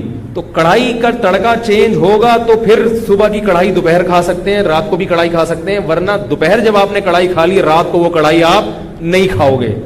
انسان ایک دفعہ کھا کے دل بھر جاتا ہے اس. تو یہ خود اس بات کی دلیل ہے خطیب ہر بیان میں کوئی نئی چیز لے کر آ رہا ہے. اس کا مطلب ہے کہ بھائی ایک واقعہ تھا تو وہ ایک ہی دفعہ ہوا ہے نا واقعہ, اس کو ہر دفعہ وہی ہونا چاہیے نا. ہر دفعہ آپ نے اس میں کچھ نئی چیز لایا ہو تو اس کا مطلب ہے کچھ دال میں گڑبڑ ہے. یہ بھی اس بات کی دلیل ہے. اس لیے یہ چیزیں چھوڑ دیں. رہا یہ مسئلہ کہ لوگوں کے گھر سے حلوے آ جاتے ہیں, کھانا آ جاتا ہے, تو بھائی بہتر یہ ہے کہ ان کو محبت کے ساتھ منع کر دیں. بولے ہم حضرت حسین رضی اللہ تعالی عنہ سے محبت ضرور کرتے ہیں مگر کھا کے بولو بھائی نہیں, روزہ رکھ کے, ٹھیک ہے ہم نہیں کھائیں گے. اور اگر آپ یہ سمجھتے ہیں کہ لڑائی ہو جائے گی, بعض دفعہ وہ بیچارے نے تقریر تو نہیں سنی ہوتی, وہ تو محبت میں ہی لا رہا ہے, تو اگر لڑائی ہو جائے گی تو رکھ لیں, لیکن محبت سے اس کو مسئلہ سمجھا دیں, یار میں رکھ رہا ہوں تاکہ تمہارا دل نہ ٹوٹے مگر یہ ہے غلط. رہا یہ مسئلہ کہ اس کو کھا بھی لیں, اب آپ ایک دم نا سارے جوش میں ہو گئے, یار اگلا بتاؤ, یار اگلا اسٹیپ ہمارے لیے بہت امپورٹنٹ ہے, یہ ایک مسئلہ نہیں ہے رکھنا نہ رکھنا. رکھ لیا تو اب کیا کریں, اب آپ جوش میں آ رہے ہو. اب میں آپ کو 2 گھنٹے بھی بٹھا کے رکھوں نا آپ بیٹھ جاؤ گے, میں کہوں 2 گھنٹے بعد جواب دوں گا آپ بیٹھے رہو گے یہاں. اب کیا کرنا ہے, تو وہ کھانا حلال ہے یا نہیں, اس کا مدار اس پر ہے کہ اگر وہ حضرت حسین کو خوش کرنے کے لیے صدقہ کیا ہے, خوش کرنے کے لیے, تو غیر اللہ کا تقرب حاصل کرنے کے لیے کوئی عبادت کرنا یہ شرک ہے. آئی بات سمجھ میں؟ نہیں آ رہی میرا خیال ہے. صدقہ خیرات صرف کس کے لیے ہوتا ہے, اللہ کی رضا کے لیے. پھر تو وہ چونکہ غیر اللہ کے لیے ہے وہ حرام ہے, اس کا کھانا بالکل ناجائز. اور اگر کسی نے حضرت حسین کو ثواب پہنچانے کے لیے یہ کام کیا ہے, آئی بات سمجھ میں, مقصد اللہ کی رضا ہے, نیت یہ کہ حضرت حسین کو اس صدقے کا ثواب پہنچ جائے, تو یہ عمل بدعت ہے مگر اس سے وہ کھانا حرام بولو بھائی نہیں ہوتا. قبول کرنا غلط ہے کیونکہ اس سے بدعت کی تائید ہو رہی ہے, مگر وہ کھانا حرام نہیں ہوتا. کھانا وہ جائز ہے, اس کو پھینکے نہیں, کھا لیں, میرے گھر نہ بھیجیں, ٹھیک ہے, خود کھا لیں آپ اس کو. یہی مسئلہ ربیع الاول کے حلووں کا بھی یہی مسئلہ ہے, 11ویں شریف کا بھی یہی ہے کہ اگر کسی نے 11ویں شریف حضرت گیلانی رحمۃ اللہ علیہ کو ثواب پہنچانے کے لیے 11ویں نکالی ہے, تو ثواب تو کسی کو بھی پہنچایا جا سکتا ہے, لیکن چونکہ وہ اس کو ضروری سمجھ رہے ہیں یا افضل سمجھ رہے ہیں اور دن متعین کر لیا تو یہ بدعت تو ہے, لہذا اس 11ویں شریف کے حلوے کو قبول نہ کریں, بدعت کی تائید ہے. اور اگر پھڈے بازی کا اندیشہ ہے, لڑائی جھگڑا ہے, محلے داری بھی کرنی ہے, لوگ کہتے ہیں مولوی صاحب تمہیں تو محلے داری کرنی نہیں ہوتی, آپ لوگ تو مسجد سے آئے نکل لیے پتلی گلی سے, ہم تو محلے داری بھی کرنی ہوتی ہے. تو اگر ڈر ہے کہ نفرتیں پھیلیں گی تو قبول کر لیں, لیکن محبت سے اس کو سمجھا دیں, اور جب قبول کر لیا تو ضائع کرنے سے بہتر ہے کہ اس کو کھا لیں, رزق ہے وہ. لیکن اگر کسی نے نیاز نکالی حضرت گیلانی کو خوش کرنے کے لیے کہ اس سے ان کا قرب حاصل ہوگا, وہ خوش ہوں گے, ان کی رضا مقصد ہے, تو پھر یہ کیا ہے؟ شرک ہے. کیونکہ صدقات و خیرات صرف اور صرف جانور کا حلال کرنا صرف اللہ کے لیے, صدقہ, یہ عبادت جتنی بھی ہیں وہ صرف کس کے لیے ہوتی ہیں؟ اللہ کے لیے ہوتی ہیں. سمجھ رہے ہو بات کو؟ تو پھر اگر غیر اللہ کے لیے ہے, پھر یہ نظر لغیر اللہ ہے, یہ حرام ہے, ناپاک ہے, نجس ہے. پھر ایسی صورت میں آپ اس کو نہیں کھا سکتے. کیا پوچھ رہے ہیں آپ؟ ہاں, یہ بڑا سوال. اب آپ ڈسٹرب ہو رہے ہیں کہ آپ نے تو بجائے فائدے کہ ہمیں اور کنفیوز کر دیا. پتہ کیسے چلے گا کہ یار یہ کیا ہے؟ تو پتہ ایسے چلے گا, اس سے پوچھ لو, اس سے پوچھ لو بھائی یہ کیا ہے, یہ کیوں لا رہے ہو؟ تو بتا دے یار یہ حضرت حسین کی یاد میں ہے. تو آپ بولو حضرت حسین کی یاد کیا کمی کا مطلب ہے؟ ان کو ثواب پہنچانے کو کہتے ہیں, ثواب پہنچانے کے. تو بولو یار غلط ہے, بدعت ہے, لیکن بسم اللہ. اس لیے کوشش کریں کہ رد کر دیں اس کو. یہ تو میں قبول کرنے کا اس صورت میں کہہ رہا ہوں کہ بہت ہی کوئی مسئلہ, بعض لوگ پھر دینداروں سے نفرت کرتے ہیں. یار اس نے تو پورا بیان نہیں سنا ہوگا نا, بہت سے بیچاروں میں جہالت بھی ہوتی ہے, ان کو پتہ نہیں ہوتا. لڑے نہیں کسی سے, محبت سے انکار کر دیں یار ہم لوگ حلوے مانڈے والے نہیں. میرے گھر تو پہلے, اب تو یہ چیزیں آتی نہیں ہیں, لیکن لوگوں نے جائز چیزیں چھوڑنا بھی بھیج دی ہیں. او بھائی میں نے حلوے مانڈوں کا انکار کیا ہے. عید پہ عید الفطر کا دن کتنا مبارک ہوتا ہے, اس میں تو ایک دوسرے کے ہاں کچھ لے جا رہے ہیں. میں پاکستان کا واحد امام ہوں جس کے ہاں عید الفطر کے دن بھی کچھ نہیں آتا. میں اللہ کا شکر ہے کھانے پینے کا بھوکا نہیں ہوں الحمدللہ, مجھے اللہ نے بہت رزق دیا. ایک دن میں نے اپنی خاص دوست سے پوچھا, میں نے کہا یار عید کے دن تو امام کو تو لوگ تھوڑا سا پوچھ لیتے ہیں, ٹھیک ہے اللہ نے مجھے بہت دیا ہے, لیکن اتنا بھی پھیکا نہیں ہونا چاہیے پبلک کو کہ امام سے اتنی عقیدت تو ہوتی ہے. یار عید بقرعید میں تو اڑوس پڑوس لوگ امام صاحب کے گھر کوئی بریانی شریانی. میں نے کہا مجھے شوق نہیں ہے کوئی بریانی شریانی کا, لیکن مجھے لوگوں کے اس ایٹیٹیوڈ پہ تعجب ہوتا ہے کہ مجھے 10 سال ہو گئے تو عید پہ تو کچھ بھیج دو. تو ان صاحب نے مجھے کہا اسی محلے کے, انہوں نے کہا اصل میں لوگ ایسا نہیں ہے کہ آپ سے نفرت کرتے ہیں, آپ نے بیانات اس قسم کے کیے ہوئے ہیں کھانے پینے کے بارے میں کہ لوگ ڈرتے ہیں. لوگ کیا کرتے ہیں؟ ڈرتے ہیں ابھی کہیں بھیج دیا تو ایسا نہ ہو کہ وہیں سے واپس کر دیں. یہ اتنا سخت آپ نے اس میں موقف اختیار کیا ہے. تو میں نے کہا وہ تو حلوے مانڈوں کے بارے میں اختیار کیا ہے. تو خیر عید پہ اب امید ہے انشاءاللہ. ٹھیک ہے, لیکن نہ بھیجیں آپ لوگ, محبت بس زبان سے اظہار کر دیں. میں ایک مسئلہ بیان کر رہا ہوں کہ میرے بیانات اس بارے میں ایسے ہوتے ہیں کہ لوگ یہ سمجھتے ہیں کہ یہ نفس ہدیے کے ہی خلاف ہے. ان کو ہدیہ دیا تو کوئی تھپڑ نہ مار دیں کھینچ کے. تو ایسا ایٹیٹیوڈ, میں نے کہا اچھا ہے یہی رہنے دو, اس سے ایک تھوڑی سی لوگوں میں عزت رہے گی کہ لوگ سمجھتے ہیں بھائی سینگ ہے نہیں مگر ٹکر مارتے ہیں یہ. تو یہ اس لیے ہم نے سخت موقف اختیار کیا ہے کہ لوگ امام کو کی توہین کرتے ہیں. اب ایک صاحب کے ابا کا انتقال ہو گیا, ہر جمعرات کو میرے گھر کوفتے, انڈے آلو اور کوفتے لے کر آ رہے ہیں. ہم تو جمعراتی مولوی ہیں نہیں, تو مجھے یہ پتہ ہی نہیں تھا کہ آج جمعرات ہے. میں نے کہا چلو بیچارہ عقیدت محبت میں لا رہا ہے تو میں رکھ لیتا تھا. گھر والوں نے پھر جب ہر جمعرات کو ہونے لگا تو گھر والوں نے جمعرات کو رات کو کھانا پکانا ہی چھوڑ دیا. انہوں نے کہا یار جب آ ہی جاتا ہے تو میں نے کہا چلو ٹھیک ہے اللہ دے رہا ہے. بیچارہ ہے بھی عقیدت محبت میرا نمازی تھا. کوفتوں کا ٹائٹ قسم کا بڑا مزیدار سالن آ رہا تھا. ایک دن مجھے خیال ہوا کہ یار کچھ دن پہلے ان کے ابا کا بھی انتقال ہوا ہے اور یہ جمعرات بھی ہے, ایسا تو نہیں ابا کے ثواب کے لیے مجھے کھلا رہے ہوں. میں نے ان سے پوچھا یہ آپ اپنے ابا کو ثواب پہنچانے کے لیے مجھے کھلا رہے ہو؟ انہوں نے کہا جی. میں نے کہا یار آپ مجھے ایک بات بتاؤ کہ آپ کے دادا کا جب انتقال ہوا تھا تو آپ نے اپنے ابا کو کبھی گفٹ دیا یا کھانا کھلایا؟ تو اس لیے کھلائے نا کہ وہ آپ کے ابا ہیں. اگر ابا کو کسی دن آپ نے کھلایا, ابا پوچھے بیٹا کیوں کھلا رہے ہو, آپ کے ابا دادا کا انتقال ہوا ہے ان کے ثواب کے لیے آپ کو کھلا رہا ہوں, ابا کو غصہ آئے گا کہ نہیں آئے گا؟ او بھائی ابا کو جو کھلایا جاتا ہے اس لیے نہیں کہ دادا کی موت واقع ہو گئی, ابا کو اس لیے کھلایا جاتا ہے کہ وہ ابا ہیں. نہیں آ رہی بات سمجھ میں؟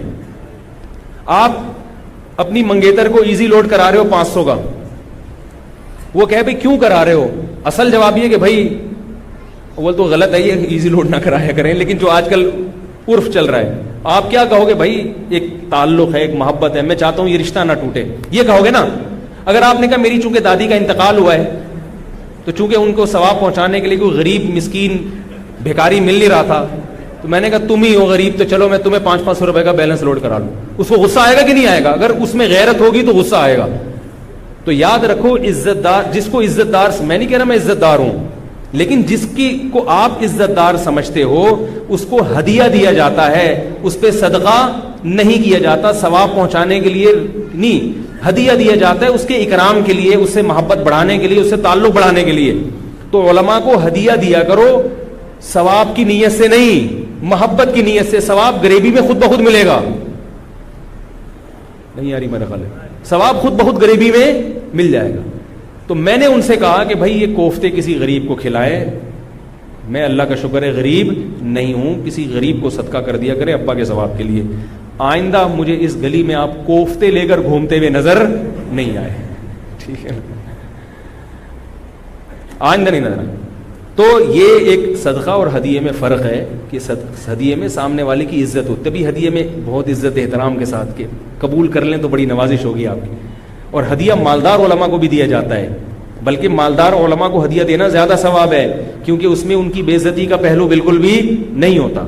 ہمارے حضرت فرمایا کرتے تھے مالدار عالم کو ہدیہ دینا زیادہ ثواب ہے, اس لیے کہ اس میں اس کی بے عزتی کا بالکل بھی آپشن نہیں ہے. وہ کبھی بھی آپ اس کو یہ نہیں دکھا سکتے کہ میرے ٹکڑوں پہ پل رہا ہے, وہ کہے گا میرے پاس اللہ کا ہدیہ تم سے زیادہ ہے.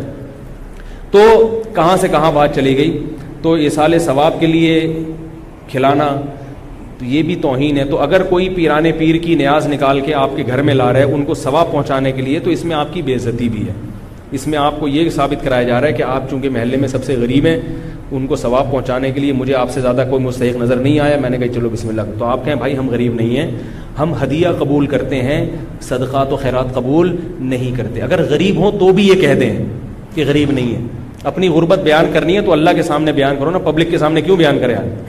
کیا خیال ہے؟ غریب ہو کے بھی آدمی رہے ایسے جیسے اس سے بڑا. ہمارے حضرت بہت مسکین تھے, غریب تھے 60 سال کی عمر تک, لیکن فرماتے میں رہتا ایسے تھا, پبلک سمجھتی تھی اس محلے میں ان سے زیادہ پیسے والا کوئی ہے ہی. لوگ کہتے ہیں مجھ سے آ کے قرضے مانگتے تھے, ایسی شان کے ساتھ انہوں نے. مولوی تھے, مولوی ایسے ایسے مولوی بھی ہیں مارکیٹ میں, دیکھو آپ, مولوی تھے مگر ایسے رہتے تھے, کہتے ہیں لوگ مجھ سے آ کے قرضے مانگتے تھے.